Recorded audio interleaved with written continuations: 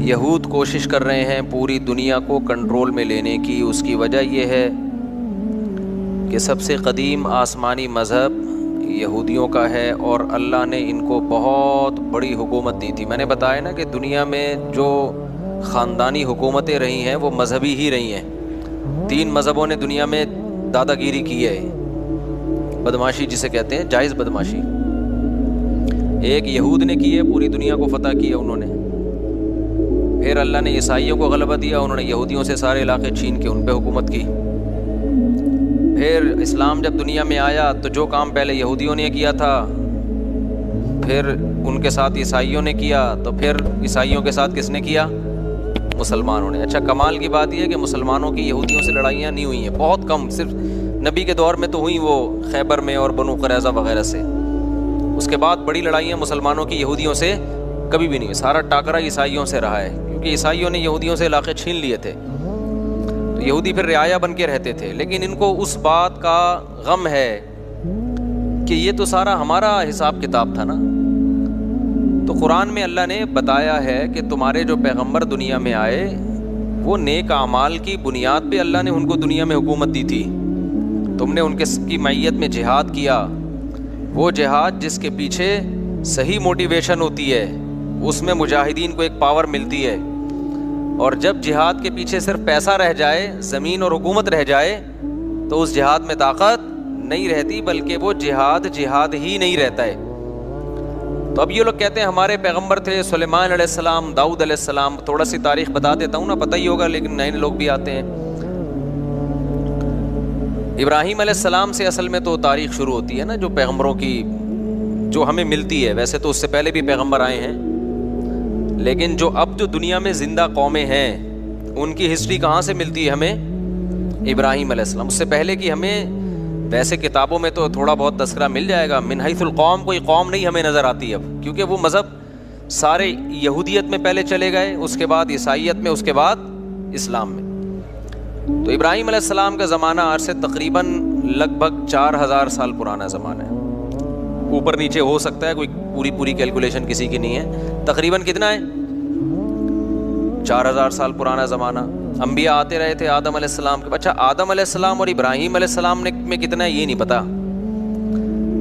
اس میں اندازے لگائے جاتے ہیں کہ ہم سے آدم علیہ السلام کا زمانہ 10,000 سال پرانا ہے ہم سے, لیکن یہ کچھ بھی اس میں کوئی رائے نہیں قائم کی جا سکتی, کیونکہ کوئی تاریخ لکھنے والا تو تھا نہیں, وہ زمانے دنیا میں ختم ہو گئی ہیں.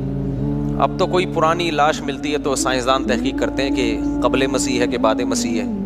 قاف میم لکھا ہوتا ہے نا, اب تو وہ بھی لکھنا چھوڑ دیا لوگوں نے, تو وہ اس سے پہلے کی بڑی بڑی تاریخیں. بہرحال تو ابراہیم علیہ السلام وہ نبی ہیں جن کو اللہ تعالیٰ نے بہت زیادہ نوازا تھا, کیونکہ بت پرست قوم کے خلاف کھڑے ہو گئے تھے.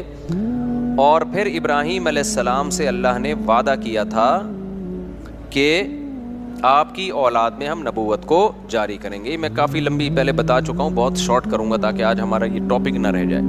تو ابراہیم علیہ السلام کی اولاد میں حضرت اسحاق علیہ السلام پیدا ہوئے, دوسری زوجہ سے اسماعیل علیہ السلام پیدا ہوئے, اور اسحاق علیہ السلام کی اولاد سے پھر 2 زوجہ تھیں, حضرت سارہ اور حضرت ہاجرہ. تو حضرت ہاجرہ سے نبی صلی اللہ علیہ وسلم پیدا ہوئے 2000 سال کے بعد ان کی نسل میں, یعنی ایک ہی پیغمبر پیدا ہوئے حضرت ہاجرہ سے جو محمد صلی اللہ علیہ وسلم تھے, اور مکہ میں جو ان کی اولاد ٹھہر گئی تھی. اور ادھر جو شام, آپ نا میپ کو پڑھا کریں, میپ کے بغیر بہت سارے قرآن کے واقعات سمجھ میں نہیں آتے. تو مجھے بھی میپ پڑھنے سے سمجھ میں نہیں آتے تھے, جب ٹریولنگ کیے تو ملک بیٹھنا دماغ میں شروع ہوئے, کون سا کنٹری کدھر کو ہے. بہت سی چیزیں پڑھنے سے نہیں آتی, ٹریولنگ سے آتی ہیں. اب میں حیران ہوتا تھا یہ مسلمان فوجیں یورپ کیسے پہنچ گئی تھی یار اس زمانے میں. اب جب میں خود گیا تو مجھے خیال ہو جب میں پہنچ سکتا ہوں تو فوجیں نہیں پہنچ سکتی کیا خیال ہے.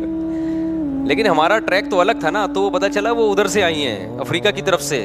اب وہ دیکھیں نا نقشہ تو پتہ چلتا ہے, وہ وہاں سے علاقے فتح ہوتے ہوتے ادھر سے انہوں نے رائٹ پہ, آگے سمندر تھا تو رائٹ پہ ٹرن مارنا پڑا ان کو.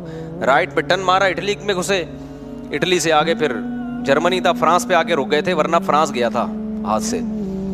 تو وہ پھر آپس میں ہی بغاوت ہو گئی, آپس میں ہی لڑ پڑے تھے, ورنہ یورپ پہ مسلمانوں کا قبضہ ہو چکا ہوتا.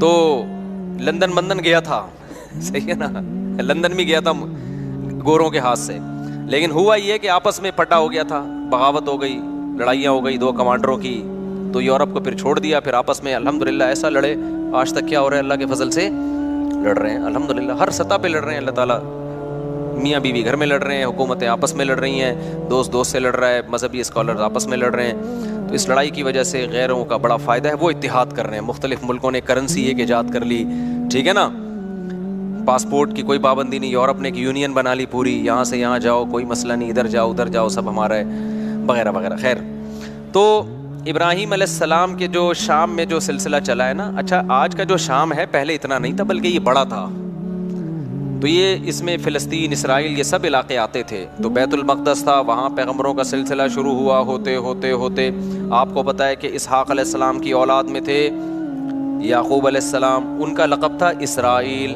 یعقوب علیہ السلام کا کیا لقب تھا؟ اسرائیل. حضرت اسرائیل جو تھے یعقوب علیہ السلام ان کے بیٹے تھے یوسف, اور یوسف علیہ السلام مصر چلے گئے, سورہ یوسف میں ہے نا واقعہ, وہ ایک بادشاہ بن گئے مصر کے. تو بنی مصر کا نقشہ دیکھیں آپ, سعودی عرب یعنی مغرب کی طرف جہاں سورج یہاں ہے نا سعودی عرب, تو سعودی عرب آئے گا پہلے, اس کے بعد مصر آئے گا, اور رائٹ سائڈ پہ ٹرن ماریں گے تو کیا آئے گا؟ اسرائیل آئے گا, فلسطین آئے گا.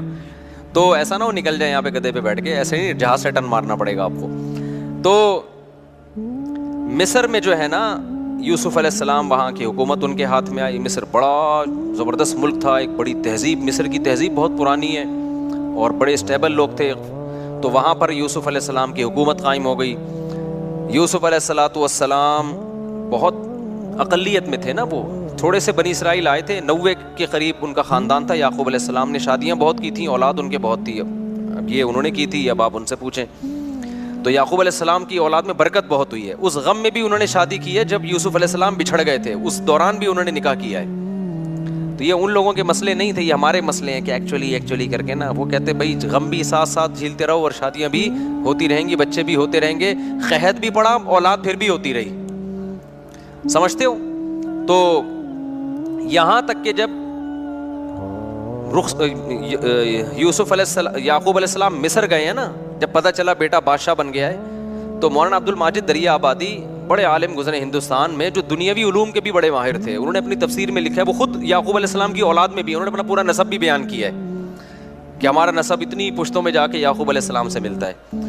تو انہوں نے یہ لکھا ہے, جو بھی ان کی تحقیق ہوگی, وہ تورات انجیل کے بھی بڑے عالم تھے, جو مولانا عبد الماجد دریا آبادی ہے نا, انگلش بھی بڑی اچھی تھی. مولانا شلوی تھانوی رحمۃ اللہ علیہ سے غالباً بیت بھی تھے, وہ بیت تھے, تبھی وہ جگہ جگہ شیخ اور مرشد تھانوی کا لفظ استعمال کرتے ہیں. تو دنیاوی دینی دونوں علوم کے بڑے ماہر تھے, بڑی ریسرچ. انہوں نے لکھا ہے کہ 90 افراد تھے یعقوب علیہ السلام کی, صرف بیٹے, بیٹیاں, بہویں, داماد, یہ ملا کے ٹوٹل کتنے تھے؟ 90. ان کے اکلوتے سربراہ تھے. تو یہ 90 افراد ہجرت کر کے گئے ہیں کہاں؟ مصر کی طرف. یہ سارے بنی اسرائیل تھے, سمجھتے ہو گے نہیں سمجھتے؟ جب یہ وہاں گئے ہیں تو اللہ نے ان کو حکومت دی, لیکن تھے منورٹی میں, اقلیت میں تھے. حکومت تو آ گئی, مصر کی خدمت بہت کی, لوگوں میں ان کی عزت, لیکن ظاہر ہے جب آپ اقلیت میں ہوتے ہیں تو آہستہ آہستہ کمزور ہونا شروع ہو جاتے ہیں. غیر قوموں میں حسد ہوتا ہے کہ یہ دوسرے ملک سے آئے ہوئے, ہم پہ کیوں حکومت کر رہے ہیں, یہ ادھر سے آئے ہوئے لوگ. اچھا تہذیب ان کی اچھی تھی, مصریوں کو تو غیر مسلم تھے نا, بت پرست تھے وہ, تو بت پرستوں کی ان کے مقابلے میں کیا تہذیب ہوگی؟ پلہ کس کا بھاری تھا؟ تہذیب کے لحاظ سے ان کا بھاری تھا, لیکن اکثریت میں وہ تھے. تو پھر یہ تھوڑا تھوڑا دین سے دور ہونا بھی شروع ہو گئے. جب دین سے بھی دور ہو رہے ہیں, آپ اقلیت میں بھی ہیں, تو آہستہ آہستہ دوبارہ مصریوں کا غلبہ ہونا شروع, اور قوم پرستی کا نعرہ لگایا گیا. یہ بنی اسرائیلی ہیں, ہم قبطی ہیں, یہ غیر ہیں, یہ حالانکہ بھائی غیر ہیں, لیکن انہیں تمہیں بنایا کتنا ہے؟ تمہارے ملک کو قحط سے بچایا ان لوگوں نے, تمہیں تہذیب سکھائی, تمہیں ایمان دیا نا. یہ قوم پرستی انتہائی غلیظ اور بدبودار نعرہ ہے.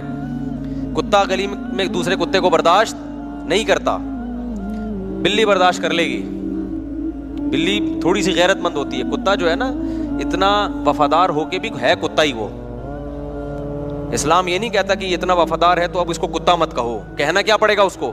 کتا ہی کہنا پڑے گا. وجہ اس کی ہے کہ اس میں کچھ بہت بری خصلتیں بھی ہیں. آگے وہ ابھی میں خصلتوں پر بیان پہلے کر چکا ہوں, ابھی میں نہیں جاؤں گا اس کی طرف. تو خیر اب کیا مسئلہ ہے, تو بنی اسرائیل جب یہاں گئے ہیں آہستہ آہستہ آہستہ حکومت ان کے ہاتھ سے نکلنا شروع اور گناہوں میں بھی جانا شروع ہو گئے. جائے ذرا جو حکومت میں آتے ہیں تو عیش و عشرت بھی بڑھتا ہے.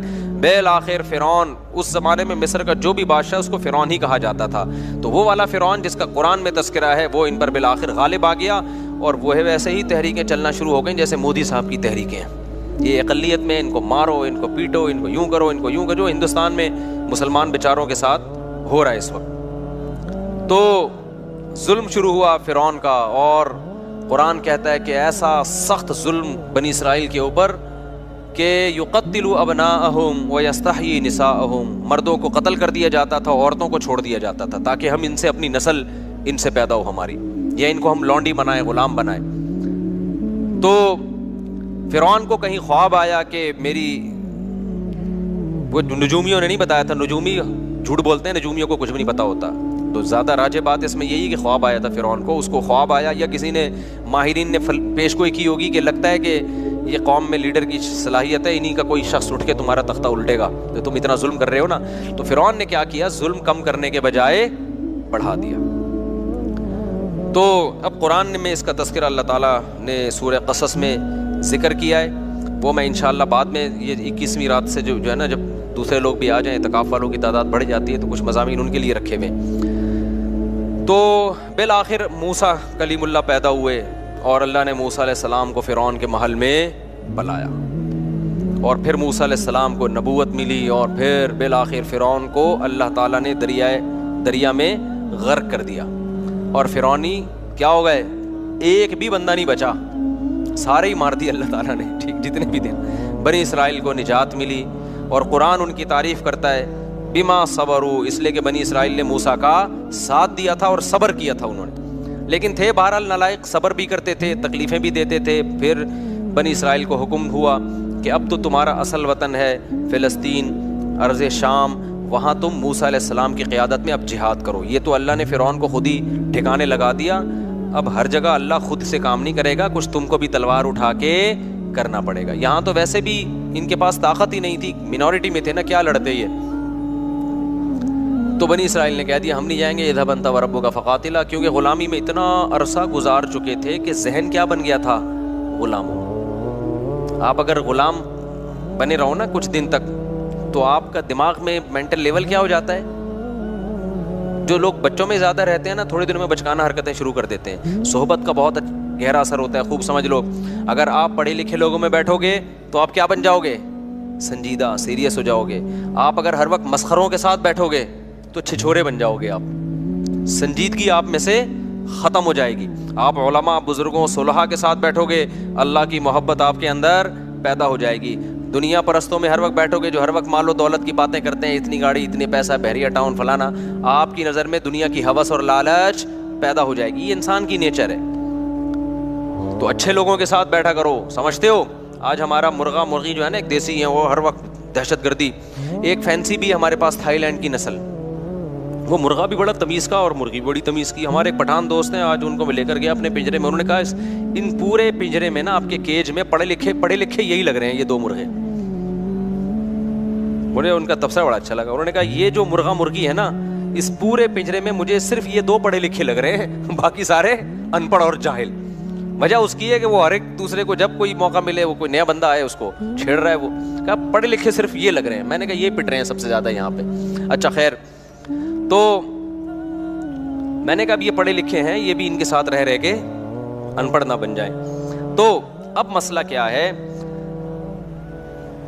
تو اللہ تعالیٰ نے بنی اسرائیل کو حکم دیا, بنی اسرائیل نے جہاد نہیں کیا. اللہ کو غضب آیا, اور موسیٰ علیہ السلام نے بد دعا بھی کی, اور اللہ نے کہا یہ زمین ان پر حرام ہے. 40 سال تک وادی تیہ میں اسی طرح سے یہ تڑپتے رہیں گے. 40 سال تک وہیں موسیٰ علیہ السلام کا انتقال بھی ہو گیا, اور وہ 40 سال تک وادی تیہ میں بہکتے رہے. پھر اس کے بعد نئے پیغمبر آئے, اور پھر اس کے بعد نئے پیغمبر کی معیت میں انہوں نے جہاد کیا. جب انہوں نے جہاد کیا تو قرآن نے اس کا بھی واقعہ اللہ تعالیٰ نے قرآن میں بیان کیا ہے سورہ بقرہ میں. تو جب ان کا جہاد ہوا ہے نا, تو ان کی فوج, ان کے جو کمانڈر تھے ان کا نام تھا طالوت. وہ پیغمبر ہی نے ان کو بنایا تھا کمانڈر, وقت کے نبی نے, لیکن وہ غریب تھے. بنی اسرائیل نے اس پہ بھی اعتراض کیا, غریب آدمی ہمارا امیر کیوں بن رہا ہے؟ تو ان کو بتایا گیا بھائی اس کے پاس نالج زیادہ ہے اور صحت اچھی ہے. کمانڈر کے لیے پیسہ ہونا ضروری نہیں ہے, نالج, جنگ لڑنے کا تجربہ زیادہ ہو. دیکھو اللہ تعالیٰ دنیا کو اسباب سے چلاتے ہیں. علماء نے بیان کیا ہے جنگ کے کمانڈر بنانے کے لیے یا ملک کا صدر وزیر اعظم بنانے کے لیے 2 بندے ہیں آپ کے پاس. ایک بہت نیک ہے, نالج اور تجربہ نہیں ہے اور اس کو پتہ نہیں ہے کیا کرنا ہے, اور ایک برا ہے لیکن اس کے پاس ایکسپیرینس ہے, صلاحیت ہے. تو برے کو بنایا جائے گا, نیک کو نہیں بنایا جائے گا. بات نہیں آ رہی سمجھ میں؟ جب میں یہ بات لوگوں کو بتاتا ہوں, لوگ کہتے ہیں یار یہ کیا بات ہے, تقوی کی تو بڑی اہمیت ہے. میں ان سے کہتا ہوں مجھے ایک بات بتاؤ, آپ جب گھر میں ڈرائیور رکھتے ہو گاڑی چلوانے کے لیے, ایک بندہ ہے تہجد گزار ہے, تبلیغ سے حضرت جیسے 4 مہینے لگا رہے ہیں ماشاءاللہ, کتنے وقت کے لیے نکلے ہوئے ہیں حضرت آپ؟ سالانہ چلہ, ماشاءاللہ ماشاءاللہ. تو وہ بھی سالانہ چلے کے لیے نکلا ہوا تھا, ابھی تازہ تازہ چلہ لگا کر آئے, لیکن وہ گاڑی چلانی نہیں آتی. دوسرا گٹکا بھی کھاتا ہے, پان بھی کھاتا ہے, چرس بھی پیتا ہے, لیکن گاڑی چلانا اس کو آتی ہے. تیسرا کوئی آپشن آپ کے پاس نہیں ہے, تو ڈرائیور کس کو بناؤ گے آپ؟ نیک کو تھوڑی بناؤ گے. بولو گے بھائی تو بہت نیک ہے لیکن جو کام تجھے دیا جا رہا ہے تجھ میں اس کی صلاحیت نہیں ہے. ہاں نیک ہونا, دونوں ڈرائیور اگر ڈرائیور ہیں پھر جو نیک ہے اس کو ترجیح دی جائے گی. پھر دیکھا جائے گا یار اس کا 4 مہینے لگے ہوئے, اس کے نہیں لگے, تو میں کم از کم اگر کسی کو ڈرائیور رکھوں گا تو میں 4 مہینے والے کو ترجیح دوں گا, یار یہ ڈرائیور بھی ہے اور نیک بھی لگ رہا ہے, یہ ذکر اذکار کرے گا فارغ وقت میں, گانے نہیں سنے گا گاڑی میں بیٹھ کے, چرس نہیں پیے گا. سمجھتے ہو کہ نہیں سمجھتے؟ تو ہمیشہ کام اس کے سپرد کیا جاتا ہے جو کام کا اہل ہو. یہ نبی کی بھی سنت ہے, صحابہ کی بھی سنت ہے, پیغمبروں کی بھی سنت ہے. تو پیغمبر نے طالوت کو امیر بنا دیا اور کہا کہ اللہ کے حکم پہ بنا رہا ہوں. لوگوں نے کہا یہ تو پیسے ہی نہیں ہے ان کے پاس, غریب آدمی. تو پیغمبر نے کہا اس کی غربت کو مت دیکھو, اس کی صحت بھی ہے. لڑائی کے لیے کیا چاہیے؟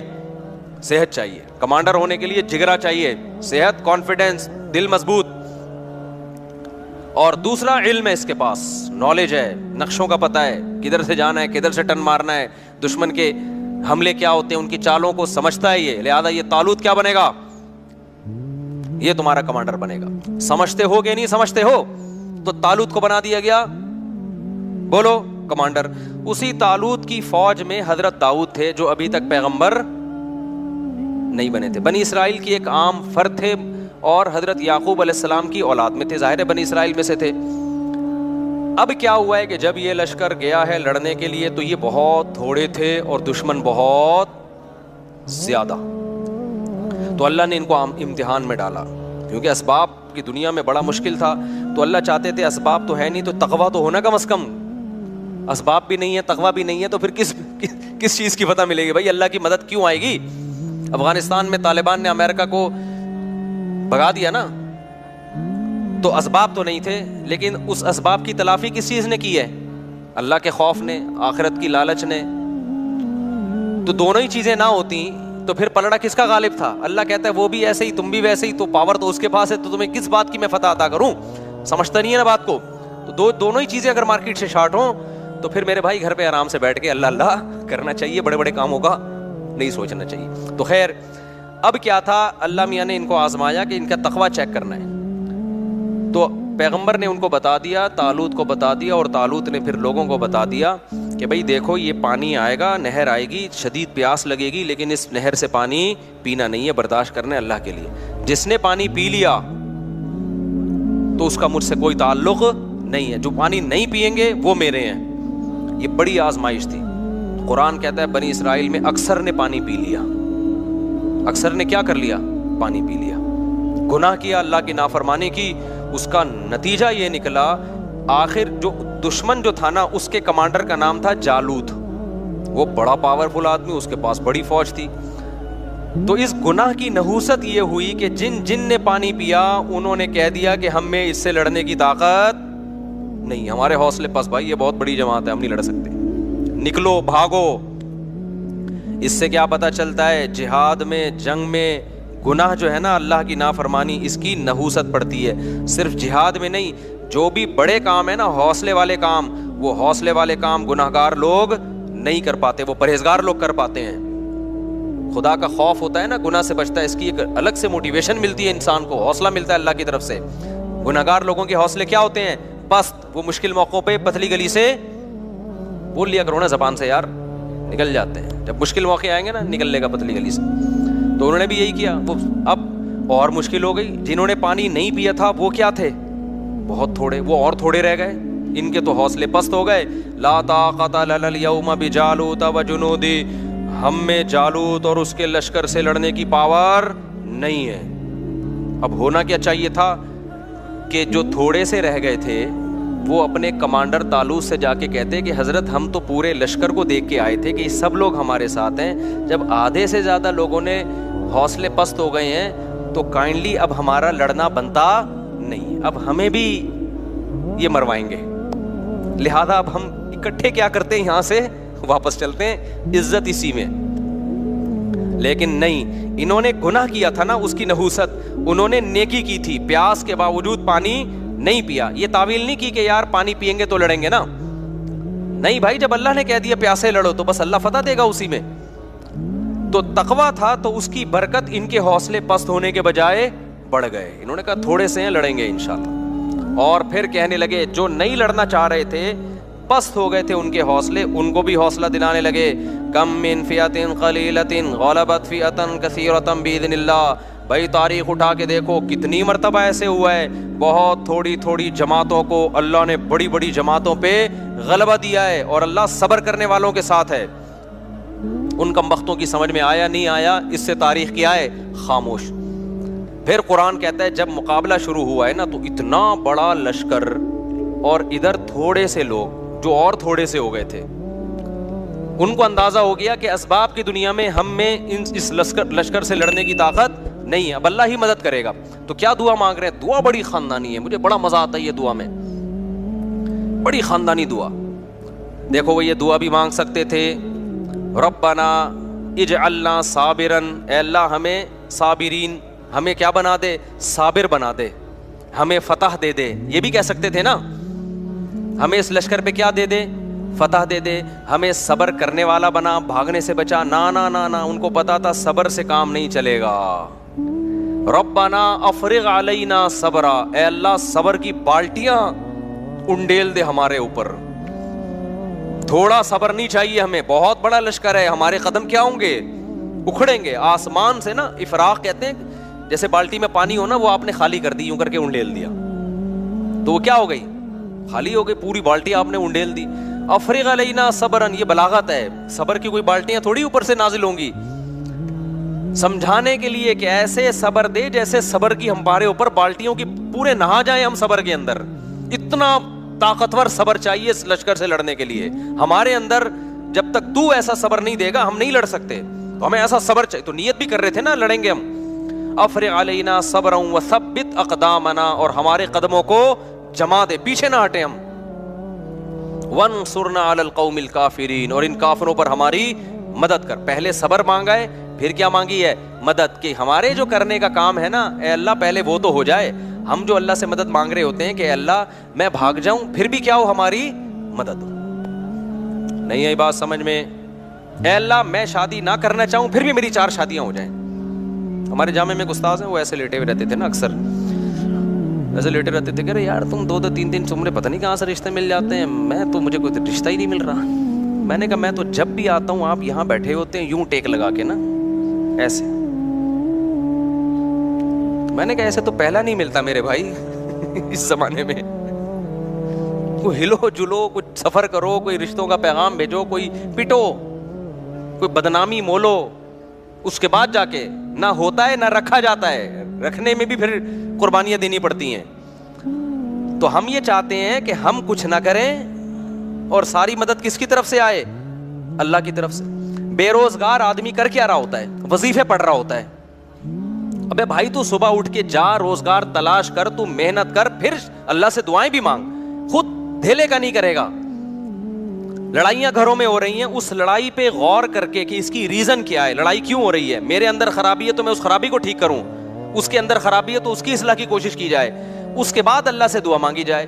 اس خرابی کی اصلاح کی کوئی کوشش نہیں کرتا اور ڈائریکٹ وظیفوں پہ آئے ہوئے ہوتے ہیں. سیٹ کس پہ ہو گئے ہیں؟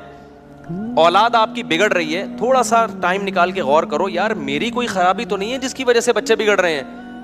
کہیں میرے اندر تو کوئی خرابی نہیں ہے، میں نے ٹائم نہیں دیا ان کو، ان کی تربیت کی، محبت سے کوشش نہیں کی. آپ نے پوری کوشش کی پھر بگڑے تو اللہ سے دعا مانگے. اپنا کوئی ذمہ داری پوری نہیں کرنی اور ڈائریکٹ ڈال کس پہ دینا ہے. آپ کو فالج ہو گیا, یار اللہ تعالیٰ نے مجھے آزمائش میں ڈالا, میری کوئی ٹیکنیکل مجھ سے خطا تو نہیں ہوئی جس کی وجہ سے مجھے فالج ہوا ہے. میں روزانہ 6 انڈے کیوں کھا رہا تھا, میں گائے کا گوشت کیوں کھا رہا تھا, میں اتنی چینی کیوں کھا رہا تھا, میں کر کیا رہا تھا, میں جو اتنی خوراک بنتی ہے صبح شام پھوڑے جا رہے ہیں اور پھر اس کے بعد دھماکے کے ساتھ پھٹ پھٹا کے کیا ہو جاتے ہیں, ہلاک ہو جاتے ہیں. پھر لوگ کہتے ہیں اللہ کی یہی مرضی تھی, اللہ کی یہی مرضی تھی اس قسم کے لوگوں کے ساتھ, ٹھیک ہے نا, کہ وہ اسی طرح پھٹیں. ہاں کچھ ہوتے ہیں احتیاط کر رہے ہوتے ہیں پھر بھی اٹیک ہو جاتا ہے, وہ اللہ کی مرضی ہے.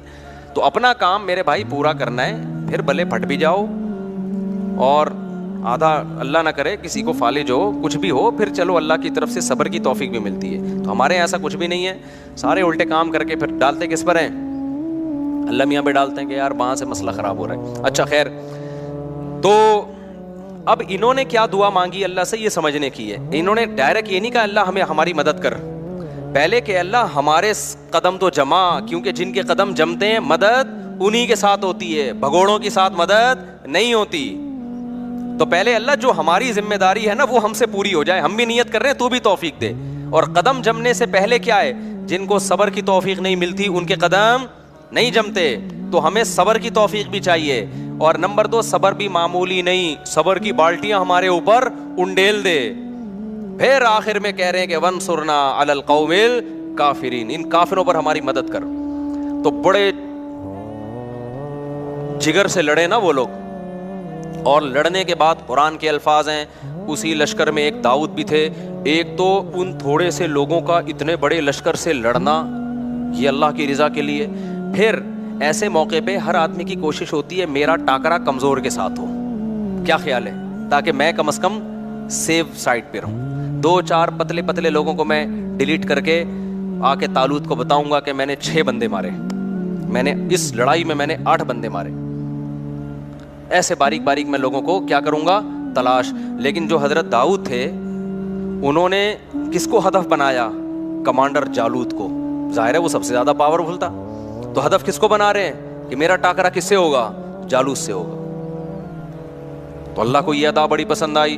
قرآن کہتا ہے وَقَتَلَ دَاوُودُ جَالُوتَ, داؤد نے کس کو قتل کیا, ڈائریکٹ جالوت کو جا کے قتل کیا. کہ چھوٹے موٹے کام کرنے کا نہیں ہے, جب بڑی جنگ ہے تو پھر کارنامے بھی بڑے ہوں گے.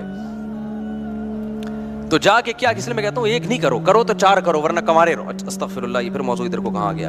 اچھا خیر, تو کچھ کر کے جاؤ نا دنیا میں, پتا تو چلے کچھ الٹا کر کے گیا ہے, سیدھا کر کے گیا ہے, کیا کر کے گیا. لوگ باتیں, غیبت بھی ہوگی, برائیاں بھی ہوں گی, پٹو گے بھی, لیکن بدنام جو ہوں گے تو کیا نام نہ ہوگا, کیا خیال ہے بھائی. ایسے ہی تو یہ تو سب ایک ایک کر کے جا رہے ہیں دنیا سے.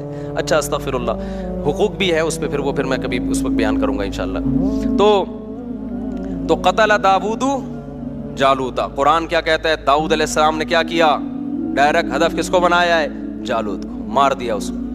اللہ کو یہ ادا پسند آئی. فآتاہ اللہ الحکمہ, اللہ نے آپ کو حکمت بھی دی, نبوت بھی عطا کر دی. وعلمہ مما یشاء, اور جو کچھ اللہ نے چاہا آپ کو سکھایا. اب اس واقعے کے بعد بنی اسرائیل کے کمانڈر کون بن گئے, ظاہر ہے پیغمبر نے بھی دیکھا نا بھائی یہ ہیں اصل کم. پہلے یہ میرٹ کی بیس پہ سلیکشن ہو رہی ہے, کس کی بیس پہ ہو رہی ہے, بولو نا. کوٹا سسٹم نہیں تھا بنی اسرائیل میں اس زمانے میں کہ ہمیں کمانڈر بنانے کے لیے بنی اسرائیل کے وہ کتنے تھے, ان کی جماعتیں 12 قبیلے تھے نا, تو 12 قبیلوں میں ہر قبیلے کے اتنے کوٹے ہیں, اتنے لوگ ہوں گے. اب چونکہ اس قبیلے کا بن چکا ہے تو اگلا اس قبیلے کا. یہ کوٹا سسٹم بنی اسرائیل میں نہیں تھا, ان میں کیا تھا, میرٹ کی بیس پہ, صلاحیت کی بیس پہ. دیکھا بھائی داؤد میں سب سے بہتر صلاحیت ہے, تو اب بنی اسرائیل کے چیف آف آرمی اسٹاف کون ہوگا, آرمی چیف کون ہوگا, داؤد ہوں گے. اب داؤد علیہ السلام نے جو پہلی دفعہ اتنی قربانی دی تھی تو اللہ کے خوف سے دی تھی نا, تو ان میں اللہ کا خوف بھی تھا, تقویٰ پہلے سے موجود تھا. تو بالآخر بنی اسرائیل کے بادشاہ کون بن گئے, بولو نا, تمہارے چپ کیوں بیٹھے ہوئے ہو, داؤد علیہ السلام بن گئے. داؤد علیہ السلام نے خلافت سنبھالتے ہی کام کیا شروع کیا, اقدامی جہاد. جس پہ آج یہودی اور عیسائی مسلمانوں پہ اعتراض کرتے ہیں کہ تم لوگوں نے تو علاقے کے علاقے فتح کیے. اللہ نے داؤد علیہ السلام کو حکم دیا کہ آپ نے اب علاقوں کے علاقے کیا کرنے ہیں؟ تلوار کی زور سے فتح کرنے ہیں. وہاں پر اللہ کا حکم نافذ کرنا ہے. کسی کو تلوار کی طاقت سے یہودی یا مسلمان نہیں بنانا آپ نے. ہاں، حکم کس کا نافذ کرنا ہے؟ اللہ کا. داؤد علیہ السلام نے جہاد شروع کیا. بڑی ٹینشن یہ تھی کہ بڑی بڑی جماعتوں سے، بڑے بڑے قبیلوں سے مقابلہ ہوتا تھا. تیر بھی لگتے تھے، تلواریں بھی چلتی تھیں، زخمی بہت ہوتے تھے. اللہ نے داؤد علیہ السلام کے ذریعے بنی اسرائیل کی حکومت قائم کرنی تھی دنیا میں. اللہ نے داؤد علیہ السلام کو معجزے دینا شروع کر دیے. سب سے پہلا معجزہ، آپ کے ہاتھ میں لوہا پگھلا دیا اللہ تعالیٰ نے. جس طرح سے چاہیں لوہے کو کیا کر لیں؟ موڑ لیں. بڑی بڑی زرہیں بنانا شروع کی داؤد علیہ السلام نے، ڈھالیں بنانا شروع کی تاکہ جنگوں میں دفاع ہو. لِتُحْصِنَكُم مِّن بَأْسِكُم، قرآن کہتا ہے داؤد کے ہاتھ میں ہم نے لوہے کو پگھلا دیا تاکہ وہ تمہیں جنگوں میں حفاظت کرے. تو پھر داؤد علیہ السلام کو اللہ نے دولت بھی بہت دی. جب دولت بہت دی تو پھر شادیاں بھی انہوں نے بہت کی. وہ ہماری طرح نہیں تھے کہ ایک بیوی ایک بچے. جب وسائل ہے تو بھئی حلال کیا ہے؟ تو بہت ساری شادیاں کی. تورات اور انجیل میں ہمیں ملتا ہے کہ بہت ساری بیویاں تھیں داؤد علیہ السلام کی، معذرت کے ساتھ. سمجھتے ہو؟ انہوں نے معذرت کے ساتھ نہیں کی. یہ میں آپ سے معذرت کر رہا ہوں کہ میں بیان کیوں کر رہا ہوں. تو داؤد علیہ السلام کو اللہ نے پرندوں کی بولیاں بھی سکھائیں. داؤد علیہ السلام کے معجزوں میں جیسے یوسف علیہ السلام کا معجزہ تھا خوبصورت چہرہ، حسن اللہ نے دیا، تو داؤد علیہ السلام کا معجزہ کیا تھا؟ بولو نا، خوبصورت آواز. بہت خوبصورت آواز میں وہ زبور کی تلاوت کیا کرتے تھے. اللہ نے ایک مستقل کتاب بھی دی داؤد علیہ السلام کو. ایسی زبردست تلاوت ہوتی تھی. اور جب اللہ کا ذکر کرتے لا الہ الا اللہ کا، تو پہاڑوں سے بھی لا الہ الا اللہ کی آوازیں آنا شروع ہو جاتی. یا جبال اوبی معہ والطیر، پرندے آپ کے سر پہ جمع ہو جایا کرتے تھے. وہ زبور کی تلاوت بھی سنا کرتے تھے اور آپ کی آواز سے بھی محظوظ ہوا کرتے تھے. پھر داؤد علیہ السلام عبادت گزار، ایک طرف دن میں کمانڈر ہیں اور رات میں کیا ہیں؟ پوری رات عبادت کرتے تھے. ایک دن روزہ. پوری زندگی داؤد علیہ السلام کی ایسے گزری ہے، ایک دن روزہ ایک دن ناغا، ایک دن روزہ ایک دن ناغا. حدیث میں آتا ہے سب سے بہترین روزہ داؤد کا روزہ تھا. پوری زندگی ایسے کیا، ایک دن روزہ ایک دن ناغا. اگر ہمارے کوئی ڈاکٹر صاحب اس زمانے میں ہوتے تو ڈاکٹر صاحب کیا کہتے داؤد علیہ السلام سے؟ کیونکہ آپ نے ایکچولی لڑنا بھی ہے، آپ کی بیویاں بھی اتنی ساری ہیں، تو آپ ایسا کریں کہ صبح ناشتے میں آپ یہ لیا کریں. ناشتہ بہت ضروری ہے داؤد علیہ السلام. ناشتے کے بغیر زندگی، بولو نا، نہیں ہو سکتا. ایکچولی کچھ نہ کچھ ناشتہ ہونا چاہیے. پھر 2 گھنٹے کے بعد کچھ بسکٹ کا انتظام ہونا چاہیے. فاسٹنگ بہت بری چیز ہے. سمجھ میں آ رہی ہے بات؟ پھر پہلے ہم ڈاکٹر سے یہی سنتے تھے ہر تھوڑی دیر کے بعد بکریوں کی طرح کچھ نہ کچھ آپ کھاتے رہیں. حکیم اور ٹائپ کے تھے ڈاکٹر، اور ناشتہ بہت ضروری ہے. تو پھر داؤد علیہ السلام لڑنے کے قابل نہ رہتے. داؤد علیہ السلام بھوکے رہتے تھے. ایک دن روزہ ہے ایک دن کیا ہے؟ ناغا ہے. اور جب ناغا ہے تو وہ بھی کم کھاتے تھے. اس سے پتہ چلتا ہے بھائی کم کھانے والا زیادہ بیویاں بھی رکھ سکتا ہے اور میدان جہاد میں علاقے بھی فتح کر سکتا ہے. اور جو صبح و شام برگر پھوڑ رہا ہے نا، پیزا برگر پھوڑ رہا ہے، اور یہ جو کچھ ہم کھا رہے ہیں آج کل، تو یہ برگر تو بن سکتا ہے گول، یہ گول گپے کی دکان بھی کھول سکتا ہے. یہ کسی کی آنکھوں میں آنکھیں ڈال کے بات نہیں کر سکتا. تو چھوڑ دو یہ جو چیزیں تم کھا رہے ہو نا، بھوکا رہنے سیکھو. خیر، آگے اللہ تعالیٰ فرماتے ہیں کہ داؤد علیہ السلام کی جب حکومت قائم ہوئی ہے تو ان کے بڑے معجزے اللہ نے ذکر کیے. تو داؤد علیہ السلام کو اللہ نے بیٹے دیے سلیمان. تو یہاں پر وہ سلیمان علیہ السلام کا واقعہ ہے. اب میں وہ واقعہ جلدی سے سنا دیتا ہوں. یہ تمہیز ضروری تھی، ورنہ سلیمان علیہ السلام نئے لوگوں کی سمجھ میں نہیں آتے. تو اللہ تعالیٰ فرماتے ہیں ہم نے داؤد اور آپ کہہ رہے ہیں کہ آپ کی نیت اچھی ہے، آپ دل کی خوشی سے دے رہے ہیں، تو ٹھیک ہے، آپ دل کی خوشی سے دے رہے ہیں، لیکن آپ کے دینے سے ایک غلط رسم کی تائید ہو رہی ہے. ایک آدمی صحیح نیت سے دے رہا ہے، باقیوں کی نیت ٹھیک نہیں ہے، تو جو صحیح نیت سے بھی دے رہا ہے تو اس کے اس عمل سے بہرحال ایک بری رسم کی تائید ہو رہی ہے. تو اس لیے اس رسم کو بالکل مکمل ختم کر دینا لازم ہے، واجب ہے. اور ہم یہ سمجھتے ہیں کہ اگر آپ اس موقع پر لفافوں میں پیسے ڈال کے دیں گے تو یہ گناہ میں ایک قسم کی معاونت ہو رہی ہے. وَلَا تَعَاوَنُوا عَلَى الْإِثْمِ وَالْعُدْوَانِ، قرآن کہہ رہے ہیں گناہ کے کاموں میں ایک دوسرے کے ساتھ تعاون مت کیا کرو. تو لفافے نہ دیں. ویسے کوئی گفٹ دینا چاہے تو میں نے بتایا، نہ گورنمنٹ کی طرف سے پابندی، نہ اللہ کی طرف سے، یا اس موقع پہ نہ دیں، بعد میں دے دیں. آپ کے کسی دوست کی شادی ہوئی ہے تو ولیمے میں جا کے نہ دیں اس کو، بعد میں چھپڑ میں کہیں پکڑا دیں اس کو، پیسے دے دیں، کچھ بھی دے دیں، دوست ہے بھائی گفٹ دینا ہے آپ نے، یا کوئی اور چیز دے دیں، موبائل دے دیں، گھڑی دے دیں، کچھ بھی دے دیں اس کو. تو اس لیے یہ رسم بہرحال واجب الترک ہے، اس کو چھوڑ دینا لازم ہے. اسلام میں عورت کی حکمرانی، اسلام میں عورت کی حکمرانی کیوں ہے؟ اگر ایک عورت کسی مرد کی نسبت زیادہ عقل مند اور بہادر ہو اور اس کو عوام اسے اپنا قائد منتخب کرے تو کیا صرف اس کی جنس کی بنیاد پر، جو اس کے اختیار میں بھی نہیں، کیا اس کی حکمرانی حرام ہو جائے گی؟ ابراہیم صاحب اسلام آباد سے. نبی صلی اللہ علیہ وسلم نے فرمایا، صحیح بخاری کی حدیث ہے، لن یفلح قوم ولوا اہم امورہم الی المرأة، وہ قوم کبھی کامیاب نہیں ہو سکتی جو اپنے اہم معاملات عورت کے سپرد کر دے. اس کی وجہ یہ ہے کہ عمومی طور پر اللہ نے عورت کو مرد سے زیادہ صلاحیت نہیں دی ہے. مرد میں صلاحیتیں اللہ نے عورت سے زیادہ رکھی ہیں عمومی طور پر. آپ دیکھیں مرد کے بازو میں طاقت زیادہ ہے، چلنے کی طاقت زیادہ ہے، بولنے کی طاقت زیادہ ہے، برداشت کی طاقت زیادہ ہے. خواتین اس بات کو مانتی نہیں ہیں اور لبرل لوگ بھی اس بات کو نہیں مانتے. لیکن میں ان لبرل لوگوں سے پوچھتا ہوں کہ بتاؤ پھر پوری دنیا میں جو فورسز ہیں ان میں مردوں کو کیوں زیادہ رکھا جاتا ہے؟ ٹھیک ہے بہت سے کنٹریز میں فورسز میں خواتین بھی ہوتی ہیں لیکن ان کا ریشو بہت کم ہوتا ہے. زیادہ تر مردوں کو ٹریننگ دی جاتی ہے. اور امریکہ کی فورس ہے کہ امریکہ کی فورسز ہیں، یو کے کی فورسز ہیں، یورپ کے کسی بھی کنٹری کی فورسز اٹھا کے دیکھ لیں گے آپ، انڈیا، پاکستان، دنیا میں ایک اصول ہے کہ فورسز میں جہاں مشکل کام کرنے پڑتے ہیں، لڑنا پڑتا ہے، جنگ کرنی پڑتی ہے، اس میں مردوں کا ریشو ہمیشہ خواتین سے زیادہ ہوتا ہے. وجہ اس کی ہے کہ دنیا زبان سے اس کا اقرار کرے نہ کرے لیکن دل میں مانتی ہے کہ اللہ نے مرد میں برداشت اور مرد کے جسم میں طاقت عورت سے زیادہ رکھی ہے. تو جب مرد کے ہر پارٹ میں طاقت عورت سے زیادہ ہے تو کھوپڑی بھی تو ایک پارٹ ہی ہے نا آپ کی باڈی کا، تو اس میں سوچنے سمجھنے کی صلاحیت، برداشت کی صلاحیت اور قوت فیصلہ وہ بھی اللہ نے عورت سے زیادہ رکھی ہے. ہاں یہ ایک الگ بات ہے کہ بعض دفعہ اس کے اگینسٹ بھی ہو جاتا ہے. جیسے بعض عورتیں ہم دیکھتے ہیں کہ مردوں سے زیادہ پاورفل ہوتی ہیں، وہ اکھاڑے میں مرد کو گرا دیں گی اور ان میں برداشت بھی مردوں سے زیادہ ہوتی ہے. لیکن جب بھی کوئی قانون بنایا جاتا ہے نا، لا بنایا جاتا ہے، تو اکثریت کو دیکھ کے بنایا جاتا ہے، چند ایک کو دیکھ کے نہیں بنایا جاتا. تو اسلام جب لا بنا رہا تھا تو اسلام نے ایک لا اور اصول اور ضابطے کی بات جو بتائی وہ یہی کہ مرد حاکم، مرد حکومت مرد کرے گا، یعنی جو حاکم بنے گا وہ مرد بنے گا، عورت نہیں بنے گی، کیونکہ اوور آل مردوں کو اللہ نے صلاحیت عورتوں سے زیادہ دی ہے. بعض دفعہ اس کے اگینسٹ بھی ہو جاتا ہے، جیسے نبی صلی اللہ علیہ وسلم نے فرمایا کہ عورت میں اللہ نے مرد کی نسبت عقل کم رکھی ہے. لیکن ہم دیکھتے ہیں امی عائشہ رضی اللہ تعالی عنہا کی جو عقل تھی، ان کی جو سمجھ تھی، بہت سے صحابہ سے زیادہ تھی، اور بہت سے صحابہ ان سے پوچھا بھی کرتے تھے، مسائل کا علم اور احادیث کی تفسیریں ان سے پوچھا کرتے تھے. لیکن نارملی ایسا ہوتا نہیں ہے، کہیں کبھی کبھار ایسا ہو جاتا ہے.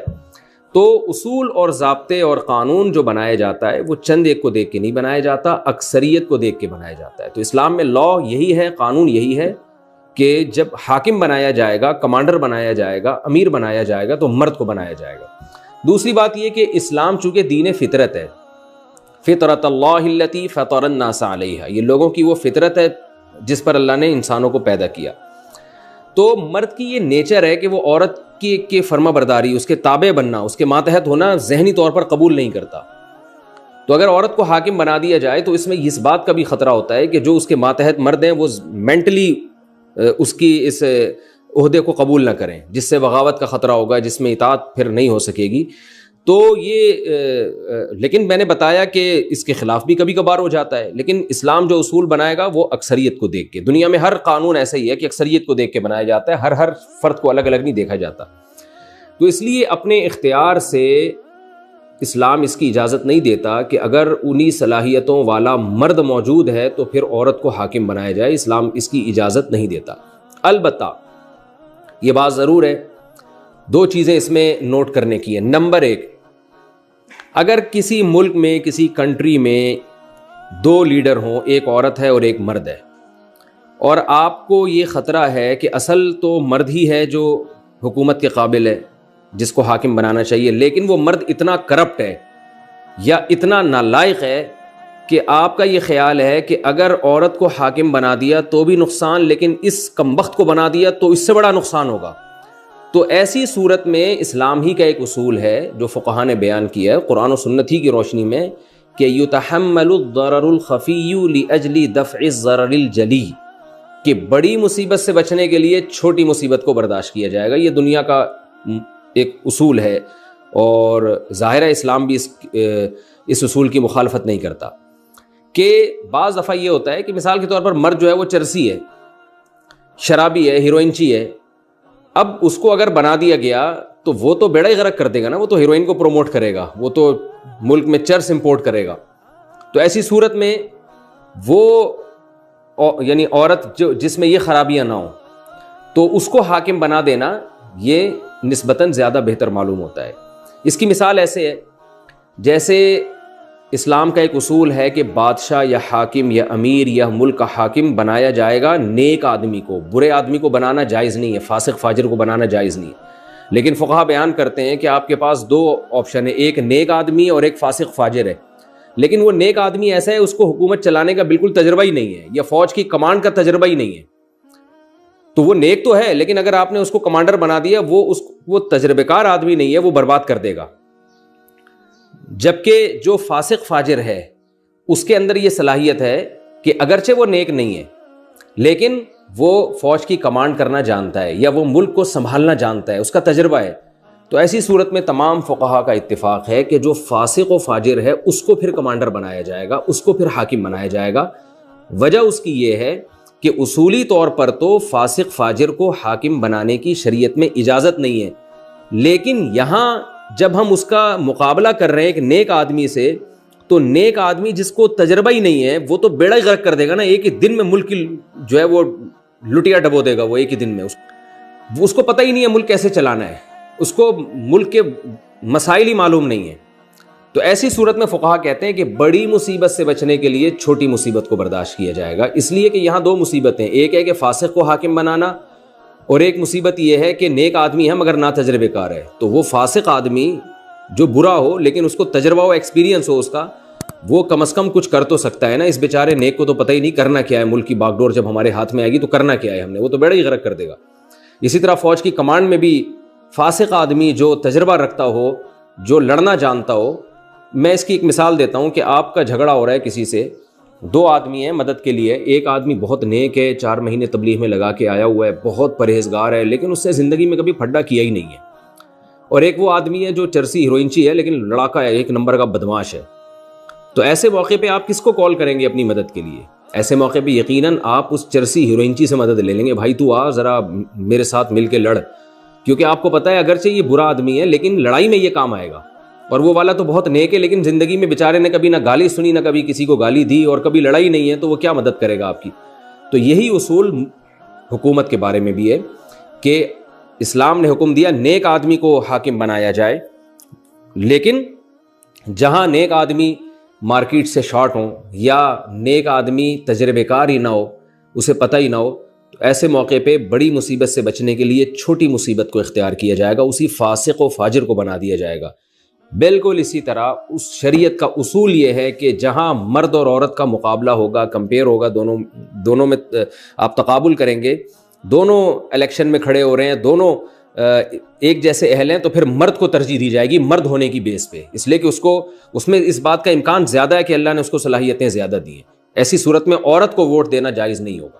لیکن اگر آپ یہ سمجھتے ہیں، سمجھدار لوگ یہ سمجھتے ہیں کہ جو مرد عورت کے مقابلے میں آ رہا ہے وہ صرف اس میں یہ کوالٹی ہے کہ وہ مرد ہے لیکن اس کے علاوہ اس میں کوئی کوالٹی نہیں ہے، اور اس کے بارے میں آپ کو غالب گمان یہ ہے کہ یہ ملک کا بیڑا غرق کر دے گا، تو پھر ایسی صورت میں بڑی مصیبت سے بچنے کے لیے چھوٹی مصیبت کو اختیار کیا جائے گا کہ عورت ہی کو پھر ایسی صورت میں ووٹ دینا جائز ہوگا، اس لیے کہ اس عورت میں صلاحیت اس مرد سے زیادہ ہے. تو یہ ایک اصول ہے. دوسرا نمبر، یعنی ایک استثناء تو یہ ہو گیا، ایک اور نمبر یہ کہ مرد کو حاکم بنایا جائے یا عورت کو حاکم بنایا جائے، نیک کو حاکم بنایا جائے یا برے کو بنایا جائے، یہ ساری بحثیں حاکم بننے سے پہلے کی ہیں. اگر کوئی بن جائے تو پھر اس کی اطاعت بہرحال واجب ہے. رسول اللہ صلی اللہ علیہ وسلم نے فرمایا اسمعوا واطیعوا ولو سلط علیکم رجل حبشی کأن رأسہ ذبیبہ اگر تم پر کوئی حبشی غلام، کالا کلوٹا نہیں ہوتا اور وہ بھی غلام ہو، موٹے موٹے ہونٹ والا، اس کی کوئی پرسنالٹی نہیں ہے اور دماغ بھی نہیں ہے، کھوپڑی ایسی ہے جیسے پچکی ہوئی کشمش ہوتی ہے نا، کشمش جیسا پچکا ہوا سر ہو اس کا، یعنی یہ بھی شبہ ہو رہا ہے پتہ نہیں اس کی کھوپڑی میں دماغ ہے بھی یا نہیں ہے، لیکن اگر وہ مسلط ہو گیا اور حاکم بن گیا تو پھر آپ صلی اللہ علیہ وسلم نے فرمایا کہ اس کی اطاعت کرنی پڑے گی. یعنی اس کو حاکم بنانا تو جائز نہیں ہے اس لیے کہ اس کے تو دماغ ہی کام نہیں کرتا، لیکن اگر بن جائے کسی بھی طرح سے، طاقت کے زور سے، قانونی راستے سے، غیر قانونی راستے سے، جب بن گیا، پاور اس کے ہاتھ میں آ گئی، قوت نافذہ اس کے ہاتھ میں آ گئی، حاکم بن گیا، تو پھر آپ صلی اللہ علیہ وسلم نے فرمایا پھر بغاوت کی اجازت نہیں ہے، کیونکہ بغاوت سے بڑے نقصانات ہوتے ہیں. جب آپ اپنے حاکم کی، حکومت کی بات کو نہیں مانتے تو ملک میں افراتفری ہوتی ہے، ملک ٹکڑے ہونے کا خطرہ ہوتا ہے، بہت زیادہ قتل و غارت کا خطرہ ہوتا ہے، ایک پورا سسٹم تباہ ہو جاتا ہے. تو اس لیے حاکم بنانے سے پہلے تو یہ بھی دیکھا جائے گا کہ مرد ہو اور نیک ہو، تجربے کار ہو، وہ ساری کوالٹیز دیکھی جائیں گی اور ان کی بیس پر سلیکشن ہوگی. اور اگر دو آدمی نااہل ہیں تو پھر یہ دیکھا جائے گا ان میں کم درجے کا نااہل کون ہے، اس بیس پہ سلیکشن ہوگی. لیکن اگر آپ کی مرضی کا حاکم نہیں آیا اور کوئی بھی آ گیا، چاہے الیکشن کے ذریعے، چاہے طاقت کے زور سے، کسی بھی طرح سے جب وہ حاکم بن گیا، اس کے ملک کی باغ ڈور اس نے سنبھال لی اور پاور اس کے پاس آ گئی ہے کہ وہ جو فیصلہ کرتا ہے اس کو نافذ کرنے کی پاور اس کے پاس آ گئی ہے، تو ایسی صورت میں پھر اسلام کا حکم یہ ہے کہ پھر جو بھی ہے، جیسا بھی ہے، اس کی اطاعت کی جائے گی، چاہے وہ غلام ہی کیوں نہ ہو. حالانکہ غلام جو ہے اسلام میں حکومت کا اہل ہو ہی نہیں سکتا، لیکن پھر بھی اسلام نے حکم دیا ہے کہ اگر وہ بن جائے تو اس کی اطاعت، تاکہ لوگوں کے اجتماعی نظم میں دراڑیں پیدا نہ ہو. اور بغاوت کے جو نقصانات ہوتے ہیں اور ملک کی قانون توڑنے کے جو سب کو نقصانات ہوتے ہیں، ان نقصانات سے لوگوں کو بچانا مقصد ہے. مائے و مہندی منانا، کیا شریعت میں مائے و مہندی جائز ہے یا نہیں؟ نیز لڑکے اور لڑکی کی طرف سے تمام خواتین مل کر اسے سیلیبریٹ کرتے ہیں اور خرچہ سارا مرد کا ہوتا ہے، کیا یہ جائز ہے یا نہیں؟ سید اویس احمد، پاکستان سے. ہر وہ رسم جس کا معاشرے میں نقصان ہو رہا ہو، معاشرے کو فائدے کے بجائے نقصان ہو رہا ہو، تو اسلام قطعاً اس کی اجازت نہیں دیتا. مائے و مہندی میں بہت سارے نقصانات ہیں. ایک نقصان اس کی وجہ سے نکاح بہت مشکل ہو گیا ہے. ظاہر ہے جب ایک معاشرے میں ایک رواج ہوگا تو جو لوگ یہ مائے و مہندی نہیں کریں گے، لوگ ان کو کنجوسی کے طعنے دیں گے، واہ بھائی واہ، یہ کیسی شادی ہو رہی ہے، پتہ ہی نہیں چل رہا کہ شادی ہو رہی ہے کہ میت ہو رہی ہے. تو انسان نہ چاہتے ہوئے بھی شو بازی کے چکر میں پیسے خرچ کرتا ہے، حالانکہ اس کی پتلون میں اتنے پیسے ہوتے نہیں. تو پہلا نقصان کیا ہوا اس کا کہ ایک چیز یعنی ایسی ہے جس کی وجہ سے نکاح مشکل ہو رہا ہے، اور نکاح ظاہر ہے جب مشکل ہوگا تو زنا آسان ہو جائے گا. تو اس لیے مائے و مہندی کی اسلام بالکل بھی حوصلہ افزائی نہیں کرے گا، کیونکہ نکاح کو اسلام نے آسان بنایا ہے. دوسری بات، اس میں اسراف ہوتا ہے. جب ایک چیز بے موقع ہے تو پیسہ کتنی مشکل سے انسان کماتا ہے. درجنوں جگہیں جہاں انسان کو خرچ کرنا چاہیے وہ اچھی اچھی جگہوں سے ہٹا کر مائے و مہندیوں کی فضول رسموں میں اڑا دیتا ہے. 2-4 دن کا ہلا گلا ہوتا ہے اور ختم، اور لوگ بھول جاتے ہیں کہ کیا ہوا تھا. تو اس میں اسراف کا بھی گناہ ملتا ہے، تبذیر کا بھی گناہ ملتا ہے. اسراف کہتے ہیں اپنی آمدن سے زیادہ خرچ کرنا، تبذیر کہتے ہیں بے موقع خرچ کرنا. تیسرا فساد اس میں ہوتا ہے بے حیائی اور بےہودگی کا. ظاہر ہے مائے و مہندی مردوں میں تو نہیں ہوتی، نہ صرف عورتوں میں ہوتی ہے، مس گیدرنگ ہوتی ہے، اس میں جو طوفان بدتمیزی ہے وہ بھی سب کو پتہ ہی ہے، اس کو بھی بتانے کی ضرورت نہیں ہے. اور چوتھی بات یہ ہے کہ اسلام نے ہمیں نکاح کا ایک خاص طریقہ بتایا ہے. تو اگر یہ کام ہندو کریں، مائے و مہندی عیسائی کریں تو سمجھ میں آتا ہے. آپ کے مذہب نے تو آپ کو گائیڈ کیا ہے کہ کیسے نکاح کرنا ہے، اس میں یہ بتا دیا ہے کہ دعوت بھی کب ہوگی. تو اسلام نے بتایا ہے کہ بھائی دعوت جو ہوگی نا رخصتی کے بعد، مرد ولیمے کی دعوت کرے گا، اس پہ پیسے خرچ کرے وہ. تو جب اسلام نے ہمیں بتا دیا ہے کہ کہاں خرچ کرنا ہے کہاں نہیں کرنا، تو ہمارے پاس اسلام کی گائیڈنس موجود ہے. لہذا نکاح ہم نے کرنا ہے تو سنت طریقے پر. اور سنت طریقہ کیا ہے کہ نکاح ہو جائے مسجد میں یا کہیں بھی کسی مجمع میں، اور مرد کی طرف سے چند افراد، اس کی مائیں بہنیں وغیرہ جا کے دلہن کو لے آئیں. رخصتی کے بعد اگلے دن مرد دھوم دھام سے ولیمہ کرے، اس میں بس مس گیدرنگ نہ ہو، پھر اپنی استطاعت کے مطابق لوگوں کو کھلائے پلائے اور اس کو سیلیبریٹ بھی کرے.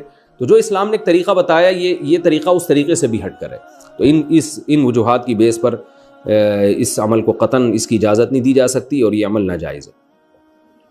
اچھا، یہ جو مائے و مہندی والا سوال تھا یہ سید اویس احمد نے پوچھا تھا پاکستان سے. نماز میں کس رکن میں کہاں نظر رکھیں؟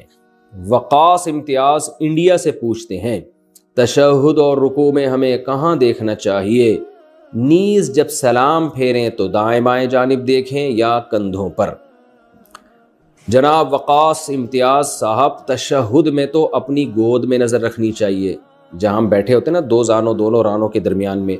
رکوع میں ہمیں پاؤں کے جو انگوٹھے ہیں اس کی طرف نظر رکھنی چاہیے، اور جب آپ سلام پھیریں تو دائیں اور بائیں جو کندھے ہیں ان پر نظر رکھنی چاہیے۔ تیمم کس چیز سے کر سکتے ہیں؟ کیا مٹی کے چھوٹے سے ٹکڑے سے تیمم ہو جاتا ہے؟ میں باہر کام کرتا ہوں، یہاں مٹی نہیں ملتی تو میں اپنے گھر سے مٹی کا ایک ٹکڑا لایا ہوں اور اسی سے تیمم کر کے نماز پڑھتا ہوں، کیا اس طرح نماز ہوگی یا نہیں ہوگی؟ ثاقب عظیم انڈیا سے۔ اگر بھائی وہاں پانی موجود ہے 1 میل کے اندر تو پھر تیمم جائز نہیں ہے، خوب ذہن میں رکھے۔ بعض لوگ چھوٹی چھوٹی باتوں پر تیمم شروع کر دیتے ہیں۔ تیمم جب ہوتا ہے جب پانی موجود ہی نہ ہو اور لا بھی نہ سکتے ہو پانی۔ باقی یہ کہ اگر تیمم جائز ہو تو پھر اس کا طریقہ یہ ہے کہ کوئی بھی چیز جو مٹی کی جنس میں سے ہو اس سے بھی تیمم جائز ہے۔ جیسے مٹی تو مٹی ہے، مٹی کی جنس میں سے چونا ہے، جو بھی زمین سے اس طرح کی چیزیں نکلتی ہیں جو جلانے سے جلتی نہیں ہے، جیسے مٹی کو جلائیں گے تو وہ جلتی نہیں ہے، تو اسی طرح پتھر سے، سنگ مرمر کا جو پتھر ہے جو زمین سے نکلتا ہے اس پہ بھی تیمم جائز ہے، لیکن افضل طریقہ یہی ہے کہ مٹی ہو ڈائریکٹ، یا ایسی چیز جس پہ مٹی کی گرد ہو، اتنی گرد ہو کہ آپ اگر اس پہ کچھ لکھنا چاہیں، ایسے کر کے لکھتے ہیں نا تو نشان بنتا ہے، تو وہ بن جائے، تو ایسی گرد پہ تیمم جائز ہے۔ تو آپ جو مٹی کا ڈھیلا اٹھا کے لائیں اس پہ بھی تیمم کرنا بالکل جائز ہے، بشرطے کہ پانی موجود نہ ہو۔ دنیا دار شخص دینی علوم کیسے حاصل کرے؟ سلمان صاحب نے لاہور سے پوچھا ہے، اگر کوئی علم حاصل کرنا چاہتا ہے مگر مدرسے نہیں جا سکتا پڑھائی اور جاب کی وجہ سے، تو اسے یہ علم کہاں سے حاصل کرنا چاہیے جس سے اس کی روز مرہ کی زندگی شریعت کے مطابق ہو جائے؟ جناب سلمان صاحب بہت اچھا سوال کیا۔ دیکھیں ہمارے بہت سے مدارس ایسے شارٹ کورسز کروا رہے ہیں عوام کے لیے کہ جو مصروف لوگ ہیں ان کو شام کے وقت میں 1 گھنٹہ یا 2 گھنٹہ 1 سال 2 سال کے ایسے کورسز ہیں جن میں ان کو دین کی بیسک معلومات حاصل ہو جاتی ہیں۔ تو آپ کسی بھی ادارے سے رابطہ کر سکتے ہیں، بہت سی جگہوں پہ ایسے کورسز ہو رہے ہیں۔ اور اگر آپ قرآن کا علم حاصل کرنا چاہ رہے ہیں تو میرے جو ویب سائٹ ہے میرا جو چینل ہے مفتی طارق مسعود اسپیچز، اس پہ آپ تفسیر کے لیکچر سن سکتے ہیں، آن لائن تفسیر۔ اس میں آپ کو انشاءاللہ بیسک عربی گرامر بھی آ جائے گی قرآن سے متعلق، اور تفسیر کا علم بھی کافی حد تک۔ قرآن آپ کی سمجھ میں انشاءاللہ آئے گا، جب آپ نماز میں پڑھیں گے، تراویح میں سنیں گے، قرآن سمجھ میں آئے گا انشاءاللہ۔ مسائل کے لیے آپ علماء کے یوٹیوب پہ بہت سارے چینلز ہیں جن میں فقہی مسائل بتاتے ہیں، یہ بھی میرا چینل ہے، اس پہ بھی آپ سن سکتے ہیں۔ ورنہ جو فقہی مسائل کے لیے ایک بہت ہی بہترین کتاب ہے وہ ہے بہشتی زیور، حضرت مولانا اشرف علی تھانوی رحمہ اللہ تعالیٰ کی تالیف ہے وہ کتاب گھر میں ضرور رکھیں، اور جامعۃ الرشید نے اس کو آسان کر کے چھاپا ہے، اور اس میں بہت سی ایسی چیزیں جو اس زمانے کے لحاظ سے غیر ضروری ہیں ان کو نکال بھی دیا ہے۔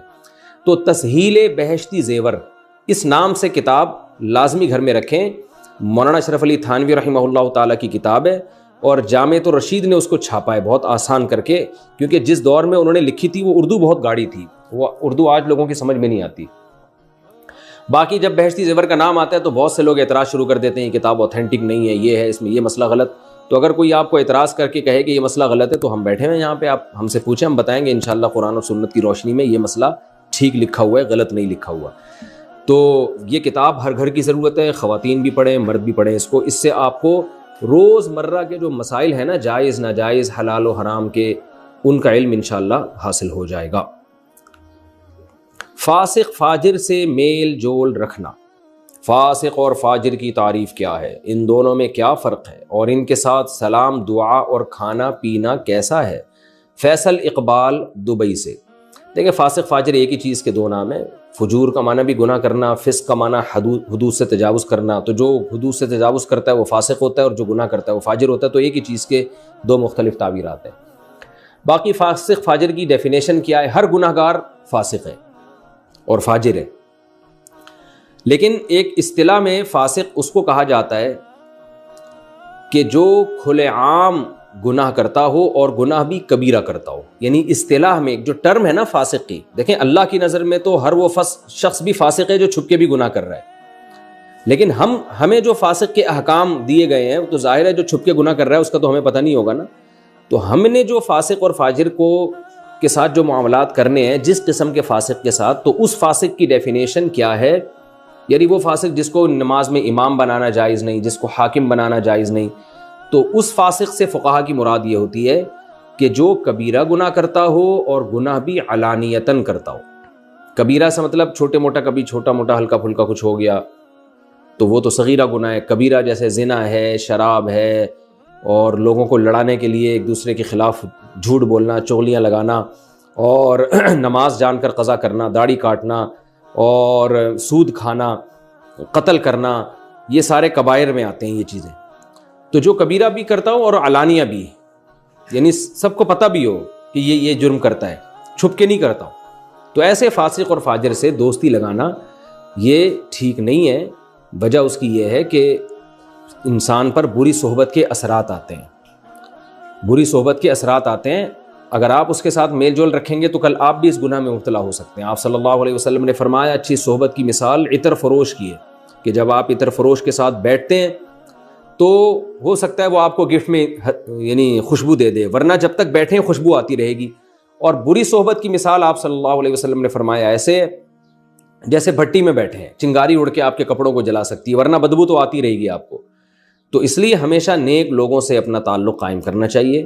نخلع ونترک من یفجرک، دعائے قنوت میں ہم یہ الفاظ پڑھتے ہیں، اللہ جو لوگ تیری نافرمانی کرتے ہیں ان کو چھوڑ دیتے ہیں، یعنی ان سے گہری دوستیاں نہیں لگاتے، الا یہ کہ کوئی رشتہ داری ہو یا صلہ رحمی کی وجہ سے دوستی لگانی پڑتی ہو، وہ تو ایک الگ بات ہے.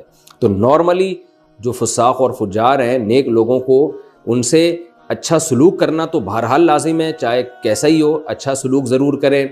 کوئی کاروباری معاملہ ہے وہ بھی جائز ہے، کوئی پیسوں کا لین دین ہے یا بزنس کرنا ہے وہ بھی جائز ہے، لیکن دلی دوستیاں لگانا، صبح و شام ان کے ساتھ بیٹھنا جیسے بیٹھے ہوتے ہیں لوگ، تو اس سے پھر بہت سخت نقصان کا اندیشہ ہوتا ہے، کیونکہ انسان جس کی صحبت اٹھاتا ہے اس کے اثرات اس کے دل میں آتے ہیں. دیکھیں صحابہ کرام کا اتنا اونچا مقام کیوں ہے؟ اس لیے کہ انہوں نے آپ صلی اللہ علیہ وسلم کی صحبت اٹھائی. تو صحبت ہی سے انسان بنتا بھی ہے اور انسان بگڑتا بھی ہے. تو جو فاسق فاجر لوگ ہیں ان سے بس ضرورت کی حد تک تو تعلق رکھنا چاہیے. خام خواہ میں ان سے بلا وجہ بہت زیادہ محبتیں اور دوستیاں لگانا یہ آپ کی روحانی صحت کے لیے نقصان دہ ہے. کیا قرآن بھول جانا کبیرہ گناہ ہے؟ کیا قرآن پاک یاد کر کے بھول جانا گناہ کبیرہ میں سے ہے؟ حمزہ صاحب لاہور سے. نہیں، قرآن پاک یاد کر کے بھول جانا نہ کبیرہ ہے نہ صغیرہ ہے. یہ جو حدیث میں آتا ہے نا کہ جس نے قرآن یاد کر کے بھول گیا وہ بہت بڑا گناہ گار ہے، اس طرح کی جو احادیث میں الفاظ ہیں، علماء کہتے ہیں اس سے مراد یہ ہے کہ دیکھ کے بھی نہ پڑھ سکتا ہو. اس زمانے میں تو یہ ممکن نہیں ہے کہ دیکھ کے پڑھنا ہی بھول جائے، لیکن پہلے یہ ممکن تھا کیونکہ پہلے پڑھنے لکھنے کا اتنا زیادہ رواج نہیں تھا. تو اس لیے اگر کوئی قرآن یاد کرتا ہے اور بھول جاتا ہے تو انشاءاللہ گناہ نہیں ہوگا. لیکن یہ بہت بڑی محرومی کی بات بہرحال ہے کہ اتنی بڑی نعمت اللہ کی طرف سے آپ کو ملی، اتنا بڑا تحفہ اللہ کی طرف سے آپ کو ملا اور آپ نے اس کی قدر نہیں کی. تو ناقدری کی وجہ سے کوئی اور اللہ کی طرف سے بے برکتی والا معاملہ نہ ہو جائے، کسی اور اچھے عمل کی توفیق سلب نہ ہو جائے، یہ تو بہرحال کچھ نہیں کہا جا سکتا. خطرہ تو ہر چیز کا ہر وقت ہے، اللہ پر تو کوئی زور نہیں ہے. لیکن یہ کہ یہ ہے بہرحال، یعنی گناہ کا فتویٰ تو کوئی نہیں دے سکتا، لیکن یہ ہے بہرحال بہت ہی ناشکری اور نااہلی کی بات کہ اللہ نے آپ کو اتنا بڑا گفٹ دیا، قرآن یاد ہو گیا اور آپ اس کو بھول رہے ہیں. تو میں یہ ان لوگوں کے لیے کہہ رہا ہوں کہ بہت سے لوگ اس چکر میں یاد ہی نہیں کرتے کہ بھول گئے تو گناہ ہوگا. تو بھائی یاد تو کرو کم از کم، کیونکہ یاد کر کے بھول جانے میں بھی پھر بھی بالکل یاد نہ کرنے سے بہرحال بہتر ہے.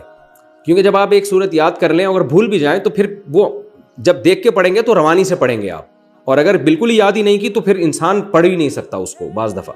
تو اس لیے قرآن بہرحال یاد کرنا چاہیے، اور جب یاد ہو جائے تو اس کی حفاظت بھی کرنی چاہیے. ہاں، اس نیت سے یاد ہی نہ کرنا کہ کہیں میں بھول نہ جاؤں، یہ غلط ہے. اس پہ رد کرنا میرا مقصد ہے. کاروبار چمکانے کے لیے بہترین عمل، کاروبار کے اچھا ہونے کا کوئی ایسا عمل بتا دیں جس سے اللہ پاک مجھے برکت والی روزی عطا فرمائے. محمد شارق ممبئی سے. دیکھیں کاروبار چمکانے کے لیے بہتر ہے دکان پہ چمک پٹیاں لگا دیں آپ کا کاروبار چمکنے لگے گا. باقی یہ کہ کون سا ایسا عمل ہے بھائی؟ محنت. نبی صلی اللہ علیہ وسلم نے فرمایا بورک لی امتی فی بکورہا، اللہ نے صبح کے وقتوں میں برکت رکھی ہے، تو صبح صبح محنت شروع کر دیا کریں. اور جھوٹ نہ بولیں تجارت میں، کاروبار میں، ایمانداری کے ساتھ، ایک نمبری کے ساتھ بزنس کریں. ایک نمبری بزنس کا فائدہ یہ ہوتا ہے کہ فوری فائدہ تو نہیں ہوتا، لیکن دیر سے بہت زیادہ فائدہ ہونا شروع ہو جاتا ہے پھر. اور دکان جہاں بھی آپ بزنس کر رہے ہیں جاندار کی تصاویر نہ ہو چہرے کی، کیونکہ اس سے بھی بے برکتی ہوتی ہے. اور جھوٹ نہ ہو اور جھوٹی قسمیں نہ ہو. نبی صلی اللہ علیہ وسلم کی ایک حدیث کا مفہوم ہے کہ جھوٹی قسموں سے بھی کاروبار کی برکت ختم ہو جاتی ہے. اور باقی یہ کہ یا رزاق زیادہ زیادہ پڑھا کریں، یا رزاق پڑھا کریں. نبی صلی اللہ علیہ وسلم نے فرمایا کہ رات کے آخری حصے میں اللہ تعالیٰ آسمان دنیا پر آ کے ندائیں لگاتے ہیں، حل من مستغفر اغفر له، کوئی ہے گناہوں کی توبہ کرنے والا کہ میں اس کے گناہوں کو معاف کروں. حل من مسترزق ارزق له، کوئی ہے مجھ سے رزق طلب کرنے والا کہ میں اس کو روزی دوں. تو رات کے آخری حصے میں جب آپ تہجد پڑھیں تو اللہ سے تہجد پڑھ کے دعا مانگیں اللہ میرے رزق میں برکت دے. تو یہ بہت زیادہ قبولیت کا وقت ہوتا ہے، اور اس میں اللہ سے پوری امید ہے اللہ تعالیٰ آپ کے رزق میں انشاءاللہ برکت عطا فرمائیں گے. باقی جو لوگ وظیفے بتاتے ہیں یہ پڑھ لو یہ پڑھ لو، وہ میری کھوپڑی میں نہیں آتے، وہ کہاں سے انہوں نے سیکھے ہیں. یہ بس اتنا کافی ہے، حسبی اللہ و نعم الوکیل پڑھ لیا کریں، یا رزاق پڑھ لیا کریں، اور رات کے آخری حصے میں دعا. اور اصل چیز ہے محنت اور ایمانداری، محنت اور ایمانداری کے ساتھ کام کریں اور پھر دعائیں قبول ہوتی ہیں. گھر والوں سے ہیرا پھیری کر کے پیسے لینا. عابد صاحب انڈیا سے، میں کالج پڑھتا ہوں، دوسرا سال شروع ہو رہا ہے، کالج کی طرف سے آفر ہے کہ اگر آپ کسی دوسرے اسٹوڈنٹ کا ایڈمیشن کرواتے ہیں تو آپ کی فیس سے 5,000 روپے معاف کر دیے جائیں گے.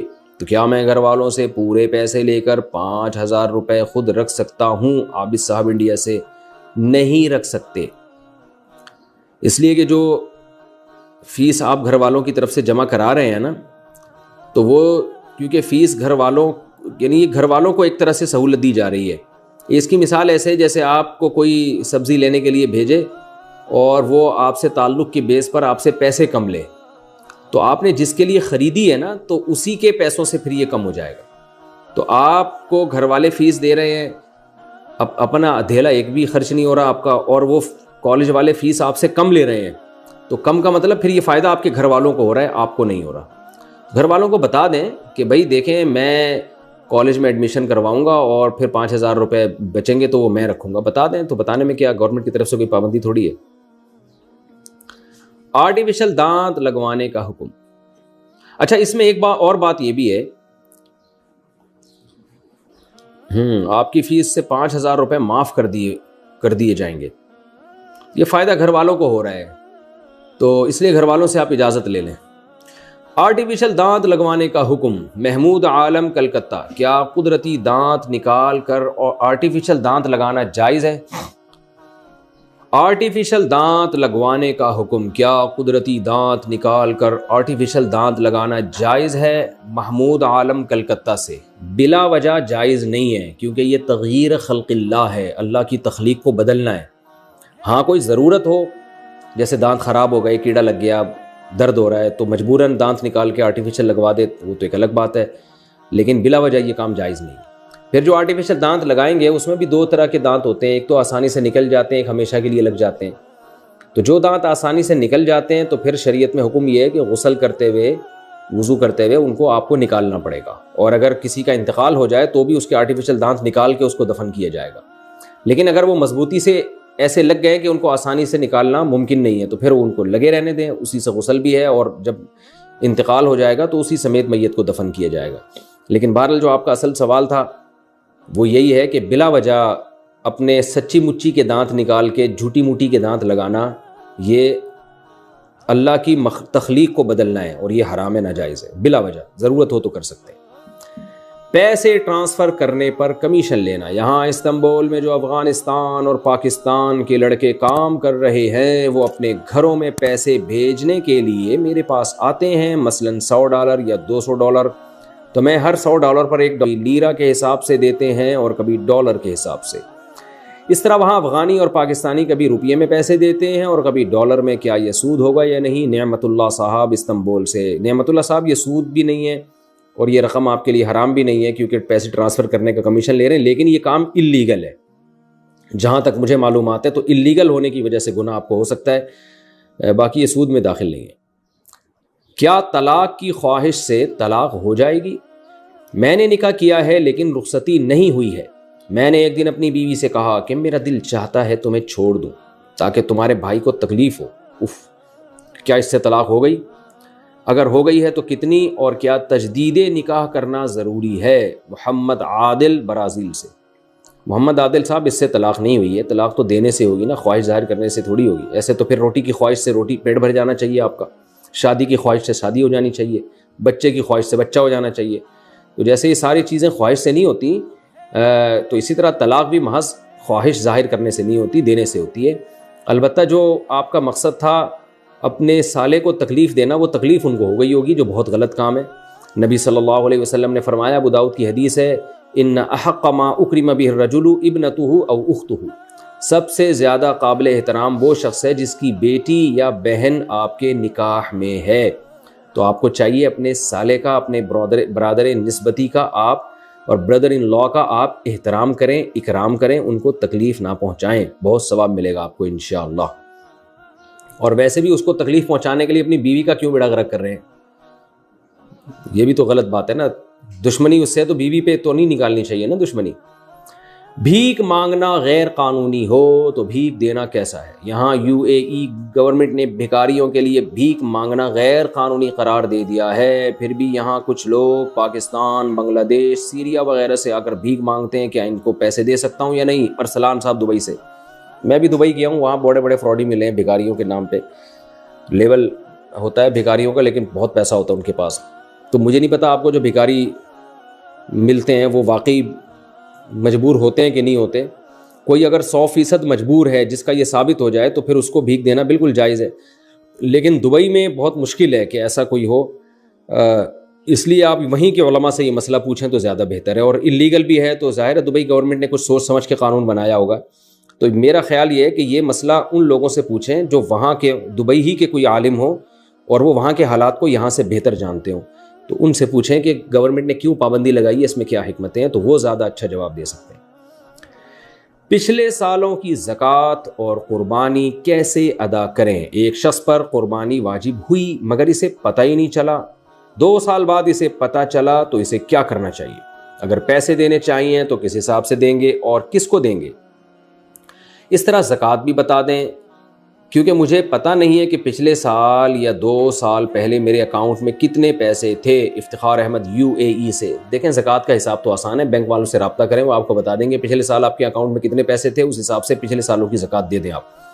اور قربانی بھی جب سے آپ نے نہیں کی ہے تو اس کی بھی قضا کرنی پڑے گی, لیکن جانور کی صورت میں نہیں. اب ایک متوسط درجے کے, درمیانے درجے کے جانور کی قیمت صدقہ کرنی پڑے گی آپ کو.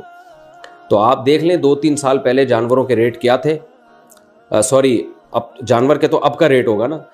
اب جانور کا درمیانے درجے کے دمبے کا یا بکرے کا یا جو ہے نا درمیانے درجے کا دمبا دیکھ لیں, وہ سستا ہوتا ہے ذرا.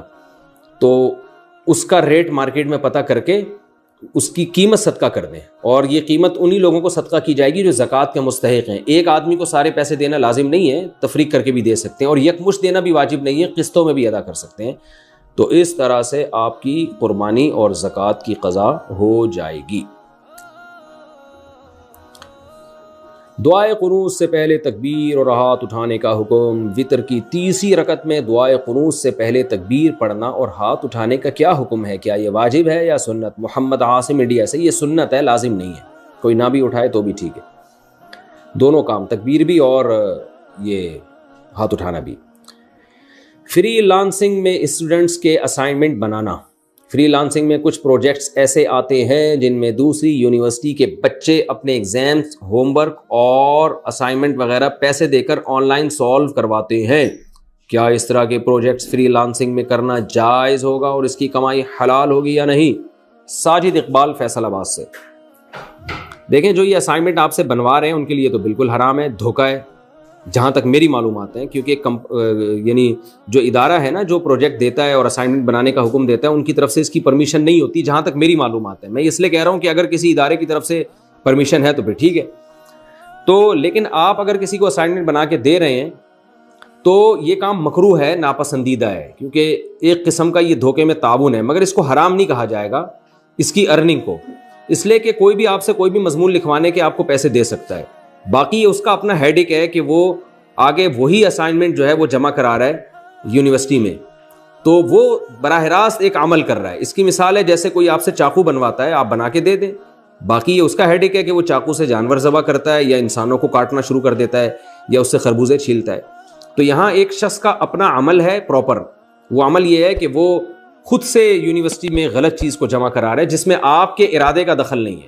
تو کوئی بھی کسی سے کوئی بھی علمی مضمون لکھوا سکتا ہے, لیکن بہرحال یہ مکروہ ناپسندیدہ ضرور ہے, کیونکہ ایک درجے کی اس میں گناہ میں تعاون اور معاونت ہے. تو بہتر یہی ہے کہ آپ یہ کام چھوڑ دیں, یہ مکروہ اور ناپسندیدہ کام ہے, یعنی ایک طرح کا گناہ میں تعاون ہی ہے یہ, تو نہ کریں یہ کام. خالص حلال طیب کام کیا کریں جس میں ذرا بھی شبہ نہ ہو. پہلا سوال ہے جی ام ہانی KPK سے, انہوں نے پوچھا ہے کہ ناک میں دوا ڈالنے سے کیا روزہ ٹوٹ جائے گا؟ اگر روزے میں ناک سے نکسیر آ جائے تو کیا ناک میں دوا ڈال سکتے ہیں؟ ناک میں دوا ڈالنے سے روزہ ٹوٹ جاتا ہے, کیونکہ ناک میں دوا ڈالتے ہی سیدھا حلق میں پہنچتی ہے اور حلق سے سیدھا اپنا راستہ بناتے ہوئے پیٹ کی طرف نکل جاتی ہے وہ, اور اس کے لیے اس کو پتلی گلی کی ضرورت بھی نہیں پڑتی, ڈائریکٹ جاتی ہے وہ. تو اس لیے ناک میں دوا ڈالنے سے روزہ ٹوٹ جائے گا. روزے میں وکس کا استعمال کیسا ہے؟ کیا روزے کی حالت میں ناک, گلے اور سینے میں وکس لگا سکتے ہیں؟ معراج الدین کیلیفورنیا سے, جی لگانے پر کوئی پابندی نہیں ہے, نہ اللہ کی طرف سے نہ گورنمنٹ کی طرف سے.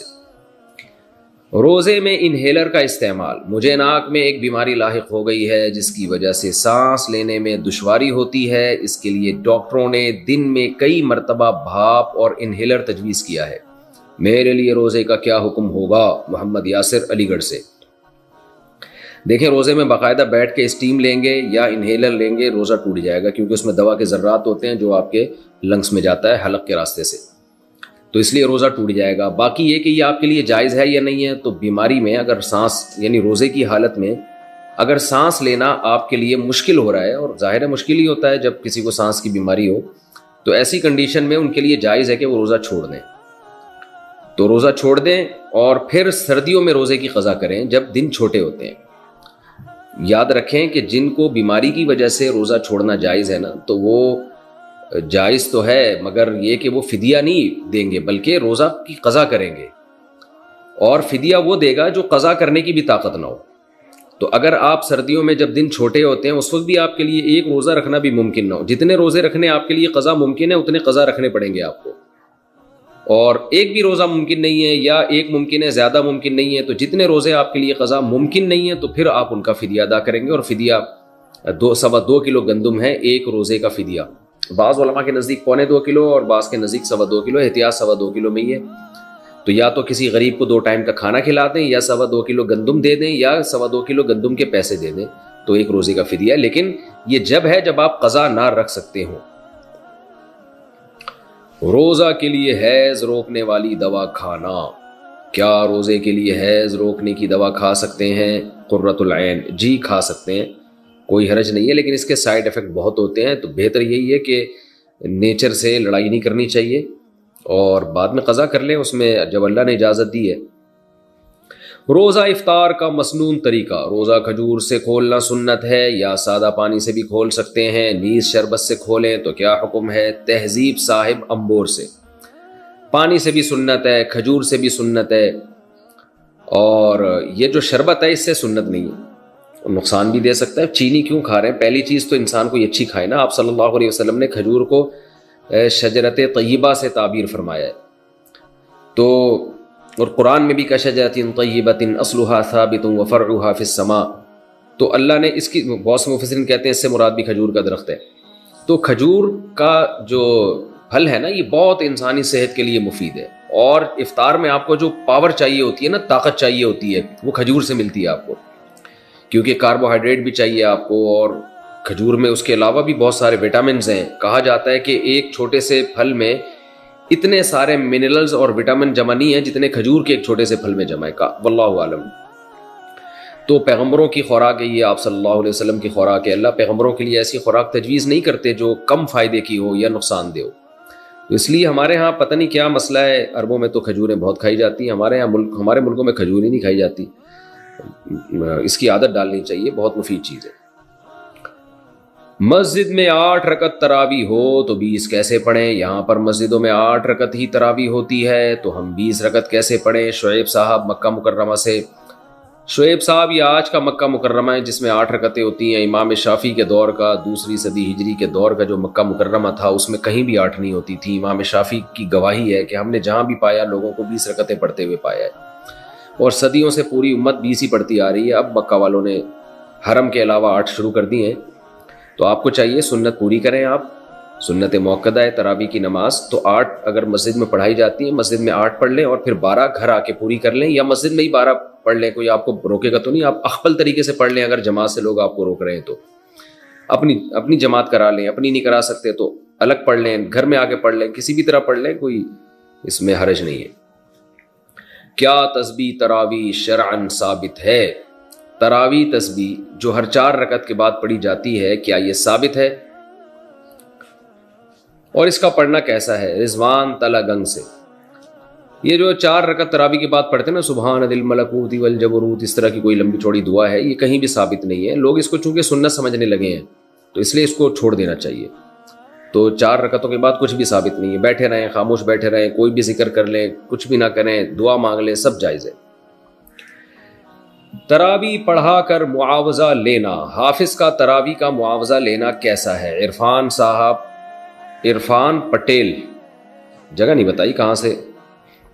دیکھیں حافظ لوگ جو تراویح کی اجرت لیتے ہیں نا، یہ بالکل حرام ہے، ناجائز ہے. اس کے جواز کا کوئی بھی قائل نہیں ہے ہماری رائے میں، جو اب تک ہمیں معلومات ہیں. اور اگر کوئی قائل بھی ہو تو اس کی دلیل مضبوط نہیں ہے. خالصتاً قرآن کی تلاوت، نماز میں تلاوت کی اجرت ہے. یہ فرض نماز کی تنخواہ لینا، یہ اس کی جواز کی وجہ کچھ اور ہے.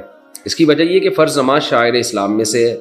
اگر امام اپنے آپ کو فارغ کر کے نماز کے لیے فارغ نہیں کرے گا اور تنخواہ کے بغیر، لوگ اس کے لیے آمادہ نہیں ہوں گے، کیونکہ امام کو بھی ظاہر ہے اس کے بیوی بچے ہیں، گھر چلانا ہے. تو وہاں تو ایک مجبوری میں علماء نے اجازت دی ہے کہ پورے سال پوری زندگی فرض نماز کا سیٹ اپ رہتا ہے. تراویح تو فرض نہیں ہے، سنت موقدہ ہے، اور جماعت تو سنت موقدہ بھی نہیں ہے، تو جماعت سے نماز پڑھنا کوئی ضروری بھی نہیں ہے. تو اس میں اجرت لینے کا کوئی تک نہیں بنتا. اور نہ قاری صاحب جو ہیں، جو حافظ قرآن پڑھانے والا ہے، وہ اتنا یعنی بڑی قربانی دے رہا ہوتا ہے کہ اس کو یعنی اپنے کاروبار چھوڑ کر اور بزنس چھوڑ کر وہ آپ کو ٹائم دے رہا ہے سال میں ایک دفعہ، اور اس میں بھی اس کا اپنا فائدہ زیادہ ہوتا ہے. جب وہ قرآن پڑھائے گا تو اس نے اپنا قرآن بھی ریوائز ہوگا. اور دوسری بات، قرآن ختم کرنا رمضان میں ضروری نہیں ہے. اگر آپ کو اجرت کے بغیر کوئی قاری مل رہا ہے تو آپ اجرت کے والے کے ساتھ کیوں پڑھا رہے ہیں؟ اور اگر اجرت کے بغیر نہیں مل رہا تو الحمد للہ سے پڑھ لیں تراویح.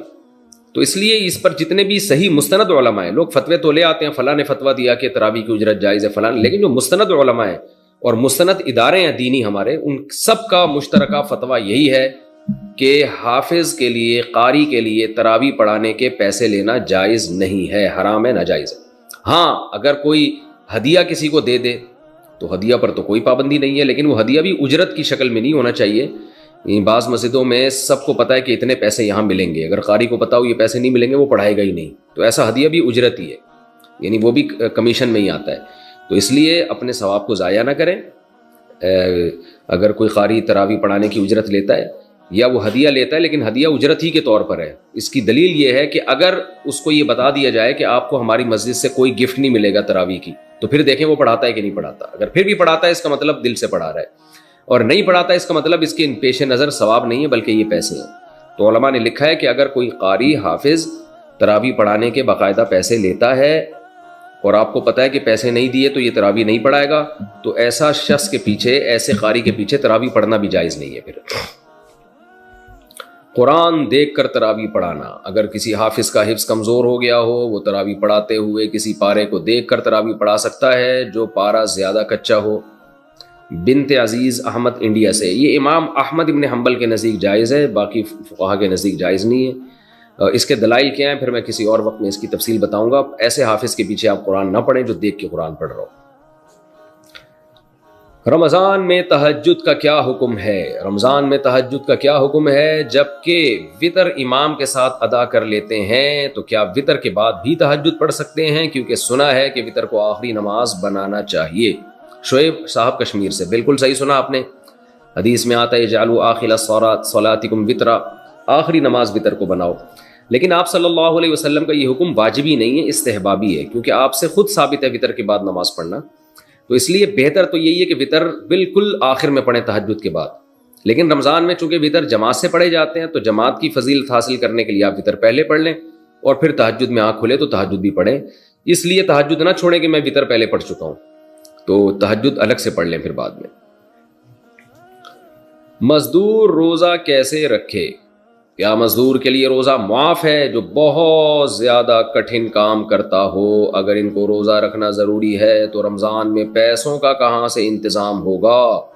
محمد تسلیم اختر صاحب انڈیا سے پوچھتے ہیں۔ بڑا اچھا سوال ہے جی۔ دیکھیں، دین مفتی کا اپنا نہیں ہے، نہ کسی علماء کا فقہا کا اپنا دین ہے کہ وہ اپنی طرف سے کاٹ چھانٹ کر سکیں۔ آج کل غامدی صاحب نے تو بہت تبدیلیاں کر دی ہیں، انہوں نے تو یہاں تک اجازت دے دی کہ کل آپ کا روزہ ہے، کل آپ کا پیپر ہے تو آپ تیاری کے لیے بھی روزہ چھوڑ سکتے ہیں۔ لیکن قرآن و سنت میں ہمیں صرف 2 اعذار ملتے ہیں جن میں روزہ چھوڑنے کی اجازت ہے، ایک سفر میں اور ایک بیماری میں۔ مزدور کو روزہ چھوڑنے کی اجازت نہیں ہے۔ صحابہ کرام تو زمیندار تھے، روزہ رکھ کے کھیتی باڑی کرتے تھے، کہیں ایک ادنا سا اشارہ بھی نہیں ملتا کہ کسی مزدور کو، محنت کش کو، محنت کی وجہ سے آپ صلی اللہ علیہ وسلم نے روزہ چھوڑنے کی اجازت دی ہو۔ تو اس لیے کتنا ہی ٹف کام ہو، مزدور روزہ نہیں چھوڑ سکتا رمضان کا۔ اس لیے مزدور کو چاہیے کہ رات کے وقت مزدوری کرے، رمضان میں اپنا اسکیجول چینج کر دے۔ اگر یہ ممکن نہیں ہے تو رمضان میں وہ چھٹی کر لے، پہلے رمضان سے پہلے اتنا کما لے کہ رمضان میں وہ گزارا کر سکے۔ یہ بھی اگر ممکن نہیں ہے تو پھر مزدور کیا کرے گا کہ بھئی وہ صبح روزہ رکھ کے مزدوری کرے گا اور حتی الامکان وہ بھوک اور پیاس کو برداشت کرے، اور جب ناقابل برداشت حالت ہو جائے، اس کو یہ خطرہ ہو کہ میں نے اگر روزہ نہیں توڑا تو مجھے کوئی بیماری لگ جائے گی یا میں بے ہوش ہو جاؤں گا یا خدا نخواستہ مر جاؤں گا، تو ایسی کنڈیشن میں ہر شخص کے لیے روزہ توڑنا جائز ہے۔ یعنی بیمار ہونے کا خطرہ ہو، غالب گمان ہو، بے ہوش ہونے کا خطرہ ہو یا مرنے کا خطرہ ہو، تو پھر ہر آدمی کے لیے روزہ توڑنا جائز ہے، مزدور کے لیے بھی، کسی اور کے لیے بھی۔ تو مزدور بھی ایسی کنڈیشن میں روزہ توڑ سکتا ہے، توڑ دے گا تو گناہ نہیں ہوگا، بعد میں قضا کرے وہ، لیکن حتی الامکان برداشت کرے۔ جب ناقابل برداشت ہو جائے، اور ناقابل برداشت کا مطلب یہ کہ بیماری کا خطرہ ہو یا موت کا خطرہ ہو، ایسے نہیں کہ برداشت نہیں ہو رہا، وہ تو روزے میں کسی کو کم روزہ رکھتا ہے، کسی کو زیادہ روزہ رکھتا ہے، وہ تو برداشت تو کرنا ہی پڑے گا۔ بھوک اور پیاس برداشت نہیں ہو رہی اور آپ نے روزہ توڑ لیا تو 60 روزوں کا کفارہ ہے، پھر 60 روزے لگاتار رکھنے پڑیں گے۔ لیکن اگر اتنا ناقابل برداشت ہو گیا کہ آپ کو ڈر ہے کہ بھائی نہیں توڑا تو میں بے ہوش ہو جاؤں گا یا کوئی بیماری ہو جائے گی مجھے، یا جیسے شوگر کے مریضوں کو شوگر لیول لو ہوتا ہے، ان کو تو موت کا خطرہ ہوتا ہے، یا یہ کہ میں مر جاؤں گا یعنی موت کا خطرہ ہے، تو ایسی کنڈیشن میں پھر اس کے لیے روزہ توڑنا جائز ہے۔ تو ایسا مزدور فقہا کہتے ہیں روز روزہ رکھے گا، روز روزہ توڑ دے گا اگر یہ خطرہ ہو، کیونکہ ایسے مزدور کے لیے روزہ چھوڑنے کی دلیل ہمارے پاس نہیں ہے، روزہ توڑنے کی دلیل ملتی ہے ہمیں، تو چھوڑا نہیں جائے گا۔ تو اس لیے مزدوروں کو چاہیے کہ رات کو مزدوری کریں، اور اگر یہ ممکن نہیں ہے تو رمضان سے پہلے اتنا کما لیں کہ رمضان میں ان کے لیے گزارا آسان ہو بغیر مزدوری کے۔ اور اگر یہ بھی ممکن نہیں ہے، ظاہر ہے ہر ایک کے لیے ممکن نہیں ہوتا، بعض لوگ بیچارے روزانہ دہاڑی پر ہوتے ہیں، اتنے غریب ہوتے ہیں کہ ان کو کسی دن مزدوری نہ کریں تو وہ ان کی آمدنی بیچاروں کی ختم ہو جائے، تو عام لوگوں کو بھی خیال کرنا چاہیے ایسے مزدوروں کا۔ لیکن پھر بھی اگر کوئی انتظام نہیں ہوتا تو پھر مزدور پر لازم ہے کہ وہ روزہ رکھے۔ میرے پاس لوگوں کی کالز آتی ہیں، میرے پاس کیا سارے علماء کے پاس آتی ہیں کالز کہ وہاں گرمی ہے، تھر کے ریگستان میں ہم محنت کر رہے ہیں، اور بعض لوگ کہتے ہیں کہ ہم جناب ادھر دبئی میں ریگستانوں میں پروجیکٹ پہ کام کر رہے ہیں، ہم کیسے روزہ رکھیں؟ تو بھئی روزہ رکھنا پڑے گا، کیونکہ اللہ کا حکم ہے فمن شہید منکم الشہر فلیصم، جو بھی رمضان کا مہینہ پائے گا اسے چاہیے کہ وہ روزہ رکھے، اور اللہ کا آرڈر ہے یہ، اور اس آرڈر سے اللہ نے صرف آگے 2 لوگوں کو مستثنی کیا ہے، ایک بیمار کو اور ایک مسافر کو۔ تو مزدور بھی داخل، جن کا کل پیپر ہے وہ بھی داخل، پوری امت مسلمہ کو رمضان کا روزہ رکھنا پڑے گا، اور ناقابل برداشت ہو جائے تو اس کا میں نے حکم آپ کو بتا دیا ہے۔ روزہ میں آنکھ میں کیا ہم دوا ڈال سکتے ہیں؟ کیا روزے میں آنکھ میں دوائی ڈال سکتے ہیں؟ اگر حلق میں اس کا ذائقہ محسوس ہو تو کیا حکم ہے؟ اور اگر سحری میں دوائی ڈالی پھر بعد میں اس کا ذائقہ حلق میں محسوس ہوا تو کیا حکم ہے؟ زبیر صاحب راول پنڈی سے۔ جناب زبیر صاحب، آنکھ میں ہم دوا ڈال سکتے ہیں روزے کی حالت میں، کیونکہ سرما لگانا روزے کی حالت میں نبی صلی اللہ علیہ وسلم سے ثابت ہے، اور آپ سرما لگائیں نا تو حلق میں اثر محسوس ہوتا ہے، تو اس لیے علماء کہتے ہیں کہ یہ خلاف قیاس ہے، نبی سے ثابت ہے، لہذا دوا بھی ڈال سکتے ہیں آنکھ میں، اگرچہ اس کا اثر حلق میں محسوس ہی کیوں نہ ہو۔ اگر حلق میں اثر محسوس ہوتا ہے تو بھی روزہ نہیں ٹوٹے گا آپ کا۔ روزہ میں بلغم یا تھوک نگلنا کیسا ہے؟ روزے کی حالت میں اگر منہ میں بلغم یا تھوک آ جائے اور اس کو نگل بھی لیا تو اس سے روزے پر کوئی اثر تو نہیں پڑے گا؟ محمد اخنزادہ کراچی سے۔ نہیں جناب، اس سے کوئی اثر نہیں پڑتا، تھوک بلغم جتنا کھاتے رہیں، اپنا کھائیں، تو اس سے کوئی اثر نہیں پڑتا۔ روزے کے دوران ناف میں تیل ڈالنا، روزے میں ناف میں تیل لگا سکتے ہیں؟ محمد زید انڈیا سے۔ جی ہاں، روزے کے دوران آپ ناف میں تیل ڈال سکتے ہیں۔ زکوٰۃ کے مصارف کون سے ہیں؟ زکوٰۃ کے حقیقی مصارف کیا ہیں؟ محمد رحیم الدین۔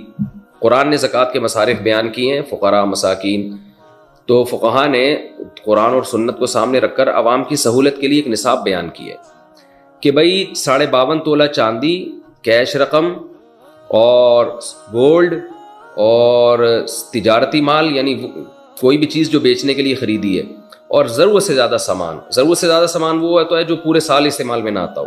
یہ 5 قسم کی چیزوں میں سے کوئی 1 یا 2 یا 3 یا 4 یا 5 کا مجموعہ اگر 52.5 تولہ چاندی کے برابر ہے، یعنی آپ کے پاس اگر چاندی ہے، دوبارہ بتا دیتا ہوں، چاندی ہے آپ کے پاس، یا سونا ہے، یا کیش رقم ہے، یا تجارتی مال ہے۔ تجارتی مال کا مطلب وہ مال جو بیچنے کے لیے خریدا ہے آپ نے، یا ضرورت سے زیادہ سامان، یعنی وہ سامان جو پورے سال استعمال ہی نہیں ہوتا، تو ایسی کوئی چیز یا 4 یا 5 چیزوں کا مجموعہ اگر آپ کے پاس 52.5 تولہ چاندی کے برابر ہے، جو پاکستان میں تقریباً 50,000 اس کی مالیت میرا خیال بنتی ہے آج کل، یا اس سے کمی بیشی ہوگی کچھ، تو کسی کے پاس اتنی مالیت کا سامان ہو اور قرضہ بھی نہ ہو اس کے اوپر، تو ایسے شخص کو آپ زکوٰۃ نہیں دے سکتے۔ خوب سمجھ لیں اچھی طریقے سے۔ تو اس لیے یعنی اب ظاہر ہے کسی کی پوری تحقیق آپ کیسے کریں گے، تو جب بھی کسی کو زکوٰۃ دینی ہو نا، لم سم 2-4 چیزوں کا اندازہ لگا لیا کریں، اس سے پوچھ لیا کریں بھائی تمہارے پاس گولڈ تو نہیں ہے؟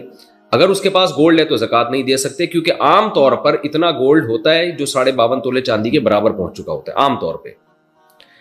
تو دوسرا اس سے پوچھ لیں چاندی تو نہیں ہے، کتنی چاندی ہے ایک اندازہ لگا لیں۔ سونا چاندی جس کے پاس ہو تو وہ 52.5 تولہ ہی ہو، یعنی 50-60 ہزار کے بقدر ہوتی ہے۔ کیش اماؤنٹ پوچھ لیں، یار تمہارے اکاؤنٹ میں 40-50-60 ہزار تو نہیں پڑے ہوئے کہیں، اور تمہارا کوئی بزنس تو نہیں ہے، دکان تو نہیں ہے بیچنے کے لیے تم نے سامان خریدا ہو، یا تمہارے پاس کوئی ایسی پراپرٹی تو نہیں ہے جو استعمال ہی میں نہ ہو۔ جس پراپرٹی میں آپ رہتے ہیں اس سے کوئی فرق نہیں پڑتا، کھیتی باڑی کے لیے آپ نے کوئی پراپرٹی دی ہوئی ہے یا رینٹ پہ دی ہوئی ہے، اس سے کوئی فرق نہیں پڑتا چونکہ یہ استعمال میں آ رہی ہے۔ تو 4-5 چیزیں غریب آدمی سے پوچھ لینی چاہیے، وہ غریب اگر بتا دے اور آپ کو لگ رہا ہو کہ سچ بول رہا ہے کہ نہیں جی میرے پاس سونا بھی نہیں ہے، چاندی بھی نہیں ہے، اور کیش اماؤنٹ بھی 50-60 ہزار میرے پاس نہیں پڑا ہوا، اور میرے پاس کوئی الگ پراپرٹی بھی نہیں ہے جو استعمال میں نہ ہو، تو لم سم تھوڑا سا اندازہ لگا لیں تو پھر آپ اس کو زکوٰۃ دے سکتے ہیں۔ اگر آپ کا خیال تھا کہ یہ زکوٰۃ کا مستحق ہے، آپ نے دے دی، بعد میں پتہ چلا کہ یہ تو مستحق نہیں تھا، تو زکوٰۃ ادا پھر بھی ہو جائے گی آپ کی۔ لیکن بغیر تحقیق کے ایسے ہی آنکھ بند کر کے اگر آپ نے کسی کو زکوٰۃ پکڑا دی، بعد میں پتہ چلا مستحق نہیں ہے، تو پھر زکوٰۃ ادا نہیں ہوگی۔ خوب سمجھ لیں۔ روزے کی نیت کا طریقہ، روزے کی نیت کا کیا طریقہ ہے؟ کیا روزے میں زبان سے نیت کرنا ضروری ہے یا دل میں نیت کر لیں تو وہ بھی کافی ہوگا؟ حماد احمد چکوال سے۔ دیکھیں دل میں نیت کافی ہے، اور وہ ہوتی ہے جب آپ صبح رمضان میں سحری کے لیے اٹھتے ہیں، تو کیوں اٹھیں آپ اور کیا کرنے کے لیے اٹھیں اس وقت، ورنہ کون اٹھتا ہے اس وقت کھانا کھانے کے لیے؟ تو دل میں نیت ہوتی ہے، وہی کافی ہے۔ یہ جو مشہور دعا ہے وہ بِصَوْمِ غَدٍ نَوَيْتُ مِنْ شَهْرِ رمضان، یہ کسی روایت سے ثابت نہیں ہے، اس کو چھوڑ دینا چاہیے، دل کے ارادے کا نام ہے، تو بس وہ کافی ہے۔ روزے میں مسواک کرنے کا حکم، روزے کے دوران مسواک کرنا کیسا ہے؟ نیز اگر مسواک کرتے ہوئے تھوڑا سا خون نکل آئے تو کیا حکم ہے؟ رفعت صاحبہ ڈیرہ غازی خان سے۔ روزے میں مسواک کرنا نہ صرف جائز ہے بلکہ سنت ہے، آپ صلی اللہ علیہ وسلم بہت کثرت سے روزے میں مسواک کیا کرتے تھے، اور اگر خون نکل آئے تو اس کو تھوک دیں، نگلنے کی اجازت نہیں ہے۔ روزے میں زوجہ سے کتنا تعلق رکھ سکتے ہیں روزے کے دوران؟ یہ ذرا حیا کے خلاف مسئلہ ہے لیکن بہت زیادہ پوچھا جاتا ہے تو میں بیان کر دیتا ہوں. اگر کوئی روزے کی حالت میں زوجہ سے صحبت کر لے تو کیا حکم ہے؟ بخزادہ دبئی سے. اگر روزے میں زوجہ سے صحبت کر لیا، آپ نے انٹرکورس کر لیا، تو 60 روزے لگاتار رکھنے پڑیں گے. روزہ بھی ٹوٹ گیا، قضا بھی کرنی پڑے گی ایک، اور 60 روزے بھی لگاتار رکھنے پڑیں گے. یہ کفارہ ہے اس کا. اور اگر انٹرکورس نہیں کیا تو پھر جائز ہے. البتہ اگر کوئی مرد زوجہ سے تعلق کے دوران جو ہے نا مصاحبت کے دوران ڈسچارج ہو جائے تو مرد کا روزہ ٹوٹ جائے گا، لیکن کفارہ لازم نہیں ہوگا، قضا لازم ہوگی اور گناہ بھی ہوگا. افطاری سے پہلے اجتماعی دعا. اچھا، یہ جو روزے کی حالت میں اگر زوجہ سے ہم بستری کی ہے اور زوجہ بھی اس پہ راضی تھی تو بیوی پر بھی 60 روزے لگاتار واجب ہو جائیں گے اگر وہ روزے میں تھی. اگر وہ روزے سے نہیں تھی تو پھر شوہر پر. اور اگر کسی نے جبراً اس کے ساتھ اس طرح کیا ہے شوہر نے تو پھر صرف شوہر پر کفارہ لازم ہے، زوجہ پر کفارہ لازم نہیں ہوگا. ایسی صورت میں صرف قضا لازم ہوگی. بیٹھ کر، اچھا افطاری سے پہلے اجتماعی دعا، افطاری سے قبل سب گھر والوں کا مل کر اجتماعی دعا کرنا کیسا ہے؟ نور محمد سعودی عرب سے. جائز ہے لیکن اس کو سنت نہ بنا لیا جائے، اتنی پابندی نہ کی جائے کہ لوگ اس کو کل لازم سمجھنا شروع کر دیں. بہتر ہے کہ کبھی اجتماعی مانگ لیں، زیادہ تر انفرادی مانگیں، کبھی کبھار اجتماعی بھی مانگ لیا کریں. عام معمول اس کا نہ بنائیں ورنہ یہ چیز کل چل کے بدعت بن جائے گی. بیٹھ کر تراویح پڑھ سکتے ہیں؟ تراویح عذر یا بلا عذر بیٹھ کر پڑھنا جائز ہے یا نہیں؟ قاسم احمد انڈیا سے. جائز ہے، کوئی عذر نہ بھی ہو تو بھی بیٹھ کے تراویح پڑھ سکتے ہیں، لیکن ثواب آدھا ہو جائے گا. خواتین کی گھروں میں تراویح کی جماعت. کیا گھر کی خواتین مثلا میری چاچی، تائی اور ان کی بیٹیاں وغیرہ میرے پیچھے گھر میں تراویح ادا کر سکتی ہیں؟ اگر ہاں کر سکتی ہیں تو اس کی کیا صورت ہوگی اور کس طرح صفیں بنائی جائیں گی؟ محمد صفان دہلی سے. جی کر سکتی ہیں اگر پردے کی مکمل پابندی ہو. اسی طرح صفیں بنیں گی کہ سب سے آگے آپ کھڑے ہوں گے، اور اگر کوئی مرد بھی ہے تو وہ آپ کے پیچھے، اور پھر پیچھے خواتین کی صف. عورت کا تراویح کی امامت کرنا. کیا لڑکی تراویح کی امامت کر سکتی ہے جبکہ پیچھے صرف خواتین ہوں؟ نیز اگر پیچھے لڑکا بھی کھڑا ہو جائے تو کیا حکم ہوگا؟ محمد تسلیم اختر انڈیا سے. تراویح میں خاتون کو امام بننا خواتین کا یہ مکروہ ہے، ناپسندیدہ ہے. پورے دور نبوت میں ایک واقعہ ہمیں اس کا ملتا ہے کہ امی عائشہ نے خواتین کو نماز پڑھائی تھی، بیچ میں کھڑے ہو کر، آگے نہیں کھڑی ہوئی تھی وہ. لیکن پھر بعد میں حضرت عائشہ سے بھی یہ منقول نہیں ہے اور صحابہ میں سے بھی یہ منقول نہیں ہے. تو اگر یہ سنت عمل ہوتا یا جائز عمل ہوتا تو صحابہ میں اس کا رواج ہوتا. تو اس سے پتہ چلتا ہے کہ اس پر کو صحابہ نے فالو نہیں کیا، اور خود امی عائشہ سے بھی یہ ثابت نہیں ہے کہ وہ بعد میں جو ہے باقاعدہ پراپر اس طرح سے جماعت کی نماز کراتی ہوں. تو اس لیے علماء نے لکھا ہے کہ نماز تو ہو جائے گی، کیونکہ امی عائشہ نے ایک دفعہ پڑھائی ہے نماز، تو نماز تو ہو جائے گی، مگر یہ طریقہ مکروہ ہے، ناپسندیدہ ہے. تو اس لیے خواتین کو چاہیے کہ وہ امامت نہ کیا کریں، کیونکہ یہ اسلاف میں ہمیں یہ معمول نہیں ملتا اس کا، بلکہ مرد ہی امامت کرے اور خاتون پیچھے کھڑی ہوں. بعض خواتین کہتی ہیں ہم نے رمضان میں قرآن دہرانا ہے، تو وہ نماز کے بغیر بھی دہرایا جا سکتا ہے، سن کے بھی دہرایا جا سکتا ہے. باقی یہ کہ اگر خاتون کے پیچھے کوئی مرد کھڑا ہو جائے تو اس کی نماز تو بہرحال نہیں ہوگی کسی قیمت پہ بھی. زکوٰۃ کن چیزوں پر فرض ہے؟ زکوٰۃ کن کن چیزوں پر ہوتی ہے؟ کیا صرف کیش پر ہوتی ہے یا گاڑی وغیرہ جو استعمال میں ہو اس پر بھی زکوٰۃ ہوتی ہے؟ ریحانہ صاحبہ کوئٹہ سے. زکوٰۃ 4 چیزوں پر ہوتی ہے، اس کو یاد کر لیں. کیش اماؤنٹ جو آپ کے پاس ہے اس پر بہرحال آپ نے زکوٰۃ دینی ہے، تھوڑا ہو یا زیادہ ہو. سونا اگر آپ کے پاس ہے اس پر بہرحال آپ نے زکوٰۃ دینی ہے، بشرطے کہ 52.5 تولہ چاندی کے برابر ہو اور سونے کے ساتھ بقیہ 3 چیزوں میں سے بھی کچھ ہو. یعنی خالص اگر سونا آپ کے پاس ہے اور پیسے بالکل بھی نہیں ہے، چاندی بالکل بھی نہیں ہے، تجارتی مال بالکل بھی نہیں ہے، صرف سونا ہی سونا ہے، تو پھر 7.5 تولے سونے سے کم پہ زکوٰۃ ہوتی نہیں ہے. لیکن عام طور پر ایسا ہوتا نہیں ہے. جب بھی کسی کے پاس سونا ہوتا ہے تو کچھ نہ کچھ کیش اماؤنٹ تو ہوتا ہی ہے.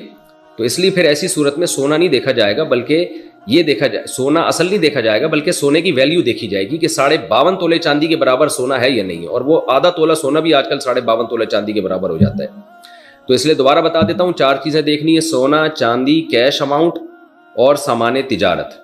تجارتی سامان کہتے ہیں وہ سامان جو آپ نے بیچنے کے لیے خریدا ہو اور اب تک بیچنے کی نیت آپ کی باقی ہو. یعنی جس دن زکوٰۃ نکال دی ہے نا، جو زکوٰۃ کے واجب ہونے کی تاریخ ہے آپ کی، اس دن بھی آپ کی بیچنے ہی کی نیت برقرار ہو, درمیان میں نیت تبدیل نہ ہوئی ہو, تو ایسی چیزوں کو سامان تجارت کہا جاتا ہے. کوئی پلاٹ آپ نے خریدا بیچنے کے لیے, کوئی مکان آپ نے خریدا بیچنے کے لیے, جو دکان میں آپ نے سامان ڈالا ہوتا ہے سارا بیچنے کے لیے ڈالا ہوتا ہے, لہذا جتنے دکان میں اثاثے پڑے ہیں سب پہ زکوٰۃ واجب ہوتی ہے. تو جو بھی چیز بیچنے کے لیے خریدی ہے وہ سامان تجارت میں داخل ہے. تو یہ 4 چیزیں اگر آپ کے پاس ہیں اور ان کی مالیت 52.5 تولہ چاندی کے برابر ہو جائے, جو کہ ہو ہی جاتی ہے عام طور پہ آج کل, تو پھر آپ پر زکوٰۃ ان کی واجب ہے. ان تمام چیزوں کو کیلکولیٹ کر کے ویلیو نکالیں, 40 پہ ڈیوائڈ کریں, جو جواب آئے وہ زکوٰۃ ہے. فوراً دے دیں, 2-4 دن بعد دے دیں, فقیر کا انتظار کریں تو کہ جب کوئی مستحق ملے گا اس وقت دے دیں, لیکن حساب اسی دن کا کرنا ہے آپ نے. سگے بہن بھائی کو زکوٰۃ دینا. بہن یا بھائی کو زکوٰۃ کن صورتوں میں دے سکتے ہیں اور کن صورتوں میں نہیں دے سکتے؟ اگر ان کے گھر میں ضرورت کی اشیاء ہوں تو کیا حکم ہے؟ خالد صاحب پشاور سے. دیکھیں میں نے ابھی ریکارڈ کروایا ہے مسئلہ کہ زکوٰۃ کا مستحق کون ہے. یعنی 5 چیزیں کسی کے پاس اگر 52.5 تولہ چاندی کی قیمت کے برابر نہ ہو تو آپ اس کو زکوٰۃ دے سکتے ہیں. یہ اتنا دیکھ لیا کریں بہن بھائیوں کے بارے میں, کوئی سونا تو نہیں ہے, چاندی تو نہیں ہے, کوئی ایسی پراپرٹی تو نہیں ہے جو استعمال میں نہ آ رہی ہو, ٹھیک ہے نا. اور یہ دیکھ لیا کریں کہ تجارتی چیز تو نہیں ہے, بزنس تو نہیں ہے, کچھ خرید کے بیچ رہے ہیں. تو یہ لم سم چند چیزوں کا, یا کوئی ایسا سامان تو نہیں پڑا ان کے گھر میں جو پورے سال استعمال میں ہی نہ آتا ہو. تو اگر ایسا نہیں ہے تو آپ ان کو زکوٰۃ دے سکتے ہیں. اور بہن بھائیوں کو زکوٰۃ دینا یہ زیادہ ثواب ہے. حدیث میں آتا ہے اس میں زکوٰۃ کا ثواب بھی ملے گا اور رشتہ داری کو جوڑنے کا ثواب بھی ملے گا.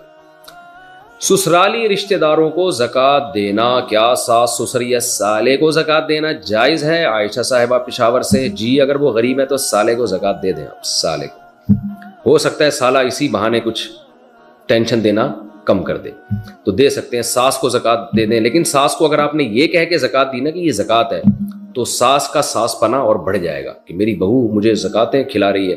بلکہ آپ نے اگر ساس کو زکوٰۃ دینی ہے تو گفٹ کا نام دے کے دیا کریں. ساس سے کہیں کہ آج پتہ نہیں میری محبت جاگ اٹھی ہے, آپ کا بیٹا مجھے, یہ اگر کہہ دیا کہ آپ کا بیٹا مجھے بہت محبت دیتا ہے تو وہ تو الٹا کام ہو جائے گا, وہ کہ کیوں دیتا ہے یہ میرا بیٹا.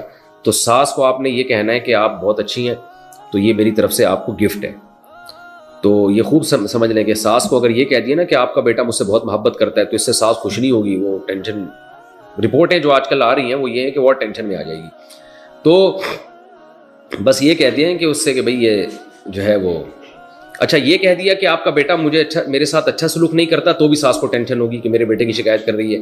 اور اگر یہ کہہ دیا آپ کا بیٹا مجھ سے بہت محبت کرتا ہے, اچھا سلوک کرتا ہے, تو شکایت ہوگی اپنے بیٹے سے, یہ کر کے آ رہا ہے.